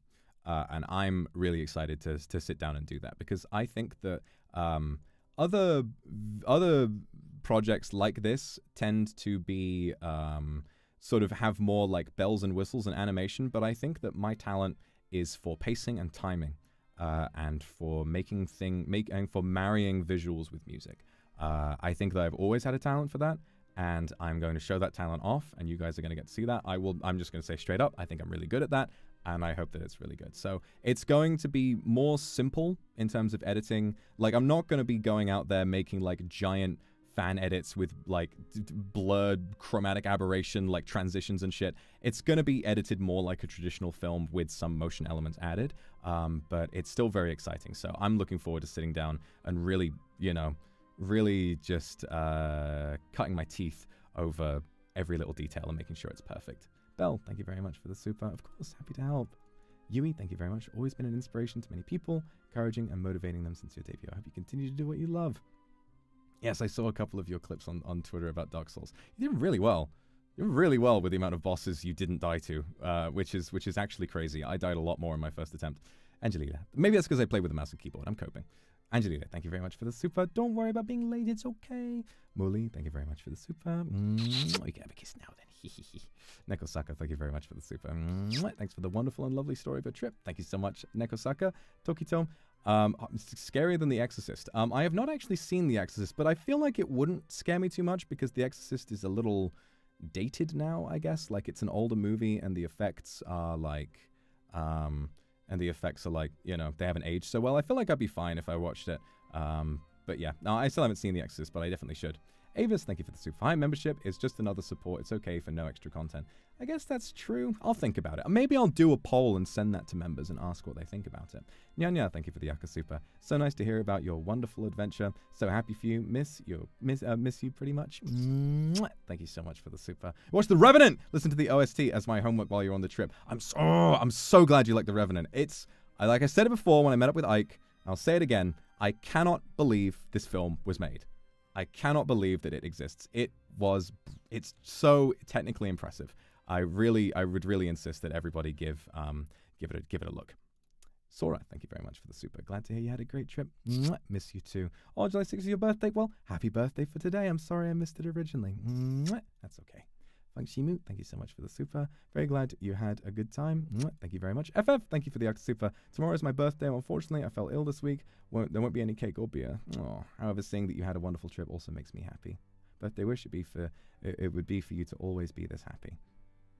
You guys are so fucking kind. I'll be there tomorrow, so I'll see you on your birthday as well. Thank you so much, FF. You're so kind. Thank you for the Octa super. Saginiku, thank you very much for the super. Look forward with the project. Is that Elemental, the Disney one? I haven't seen it. I've heard mixed things. I've heard some people, like, when it was coming out, people were like, oh, this looks trash. And then people who actually saw it said, no, this is good. So I'm kind of curious. I might watch it. Kendra, thank you very much for the super. Farang, thank you very much for the super as well. Huma, Bluebird, thank you so much. Whoa. Oh, lots of supers. Oh, no. Ray, thank you very much. Molin, thank you. Don't worry about being late. Setsuki Rose, thank you very much. So I'm sleepy, but welcome. Mwah. Thank you for being here. Very lively. Mwah. Tootsie Tukin, thank you very much. As someone who's been wanting to try and play Dark Souls, which game do you recommend I try first? Everybody asked this. I'm going to say Dark Souls 3.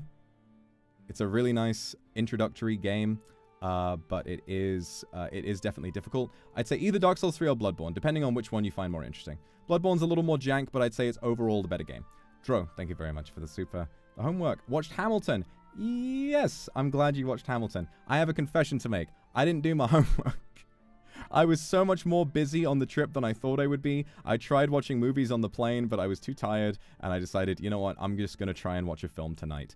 I'm thinking, after watching Twilight, I have been started getting recommended a load of videos of Robert Pattinson in interviews, and he's so fucking funny. So, you know what we'll do? We'll do the film club homework tomorrow. We'll do that tomorrow. Maybe before Smash, I'll do like a tiny, maybe not an extra stream. Before we start Smash, we can just chat about all of that another time. Yeah, before Smash, we'll do like a tiny little segment. So since I saw that with Robert Pattinson, I've been wanting to watch the movie Good Time, which I haven't seen. So maybe I'll watch Good Time. We'll see. And showing me up for a fool, watching 6 movies this week. Of course you can. Congratulations. Rumi, thank you so much for the super. Thank you so much, Rumi. Olivia, thank you very much. Feel so ashamed that you discovered more in LA than me. There's always more time. Just go back and have fun. It's a really interesting city. If you can drive in LA, you can go anywhere. Yana, thank you so much. Corny, thank you so much. Just want to see me on the notification. Yeah, it is cool, isn't it? I think that the title is a bit like, I don't know, it doesn't look like it's as bright as it should be. So I'll talk with the coder and ask if there's anything they need to help me figure out. Smee, thank you so much for the super. Voxagra, thank you very much for the super. Watch Spider-Verse 1 and watch Spider-Verse 2 on Tuesday. Spider-Verse 1 is brilliant. Spider-Verse 2 is even better. It's crazy. Candy, thank you so much. Rosalinda, thank you. Fortnite. Oh, yes. I've been chatting with Ross and iCandy and Buff Pup, and they're like, dude, you need to come play Fortnite with us. And I was like, fuck yeah. So we might be playing Fortnite at some point. Avis, thank you very much for the super. Kindred had The Whale watch-along. Had a group cry. What did I tell you?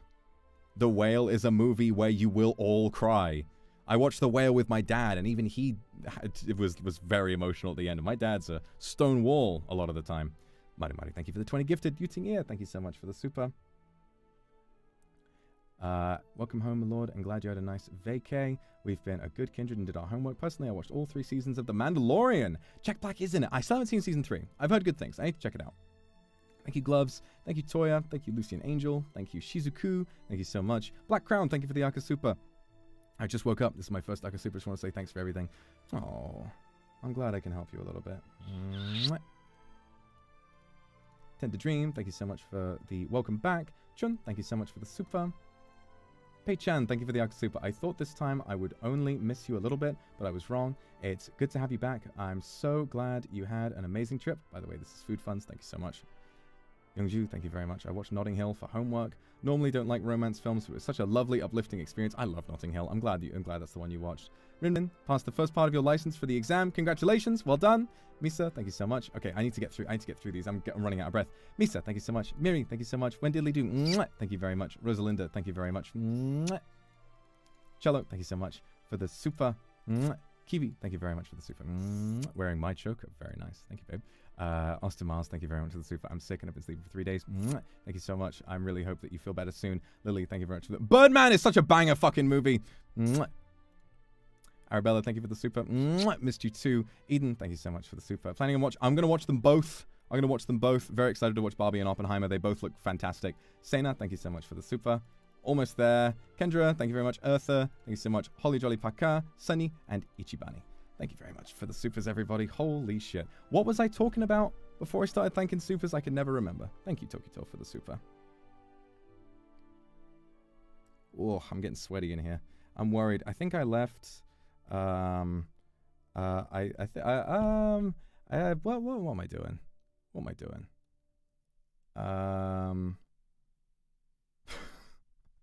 I think I left my AC on in my booth while I was away, and I'm worried it might have broken because it's getting very warm in here, which would be a bit of a disaster. Tokito, thank you very much. Gremlin, thank you. Nikoko, thank you very much. I mean, it must be because I'm not getting out of breath like I normally would. I mean, I was when I was talking a lot, but otherwise I'm fine. Lev, thank you very much for the super. Watched Ari Aster's new film. Oh, Beau is Afraid. Recommended not. That's what I've heard about Beau is Afraid. I really want to see it, but I'm curious about how it would feel. Super Puffy, thank you very much for the super. Roku, have one bowl of caviar. Delicious. Thank you. Meowie for the super. Oh, you've graduated college. Congratulations. A major in being say-so with a minor in being chaste. Of course. Thank you for being companion all my late nights. To the next chapter? Of course. Miratress, thank you very much. Yeah, I feel sure of myself. Thank you. Sodakula, thank you. Kylie Kane, thank you. And Super Puppy, thank you very much. Sherlock the Abominable Bride. I haven't heard of that before. I've seen the Benedict Cumberbatch Sherlock, but I haven't seen much else Sherlock related. I saw the Robert Downey Jr. Sherlock as well.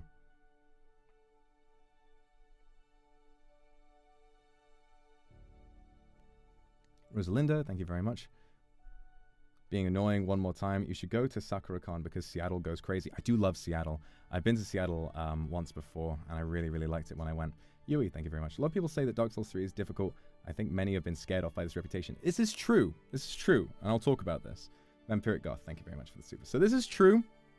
Big thing about Dark Souls is the fact that many imitators, many Souls likes, are obsessed with being unfucking beatable. Like, completely like, just, oh, make them as fucking hard as possible. And that was never really the focus of Dark Souls. It's a challenge, but it's not there to punish you for no reason. Very Ran, Midwest Avenger, Goo Goo, a name I can't read, I'm so sorry. Summer, thank you very much for the super as well. Midnight Tsukino, thank you very much for the super. Saw Across the Spider-Verse with my puppet and loved it so much. Ah, that's so good. It's challenging to be rewarding, not frustrating. Exactly. Holly Jolly Paka, Black Crown, thank you very much. Did you recover now your money from the trip with all the supers? Love you. I was missing you lots. Love you too. Kumio Vixen, thank you very much. And Kaya Marshall, thank you very much. Oh. Ray Oni Oni, thank you very much. I'm really excited about the rest of the week. There's going to be a lot to do. A lot of fun stuff is going on. So I'm very excited for everything that's going to happen. Ray Oni Oni, thank you. Ratboy Bart, thank you very much for the super. That's such a funny name. Saw my best friend for the first time in 3 years. We talked to our old film club. Important stuff that made me feel a lot more confident in general. I'm so proud of that. So, this week, Smash. Oh god, so many supers. Lou, Gloria, thank you, Phoenix, and Ming. I just want to talk about some stuff. So this week, I want to play Smash. Donkey Kong, gonna resume that, and then once that is all done, what I'm gonna do is what am I gonna do? I'd like to do a member stream. I'd like to do my TED Talk stream. There's a problem at the moment with my audio interface, so it may be a little bit of time before I can do ASMR. I'm gonna try and fix it, and then if I get it fixed, we'll do some other kind of ASMR. Maybe it'll be another work stream. Maybe it'll be something different. I'm not sure, but I'll do another members thing, and then yeah, maybe I'll try and organize a collab. Who knows? Thank you very much, Chen, and thank you, Foxy Berry. Thank you so much. So, oh, Dream Daddy! Yes, we'll definitely play that. I've put it off for far too long. Dream Daddy we will definitely play. Oh, that's gonna be a lot of fun. Okay, that's gonna be all from me for today. It is getting too hot in here, so I need to pop my door open and get some fresh air in. Wumi Cordy, thank you very much for the super. So I really appreciate all of you for giving me such a warm, loving welcome back. Hanami, Bada Senpai, thank you so much. I've had a really, really wonderful time today talking about my stories and sharing stuff. So yeah, thank you very much, everyone, for being so kind to me. Thank you for waiting for me. We're gonna have a really, really fun week next week, okay? And we're gonna have a lot of time for fun projects and all that kind of stuff. Diana, thank you so much. Kumaki, thank you. Krisu, thank you so much. Tonkotsu, Aisha, thank you. Luna, thank you very much. Bada Senpai, thank you so much. And Diana, and Wen, Sal, Witchestry, thank you very much. Have fun at your own con. Wen, thank you very much, and Aichi. Okay, that's gonna do all from me. Sorry for the shorter stream, everyone, but I need to get out of this room. I'm gonna try and fix up some kind of AC solution, or just leave my door open next time. Who knows? All right, I'll see you all another time. I love you so much, and I'm really happy to be back. Let's do lots of fun things together, okay? Bye bye. Mwah. Oh, it's all quiet. I turned it down at the beginning. I'll turn it back up. Zook. Nah.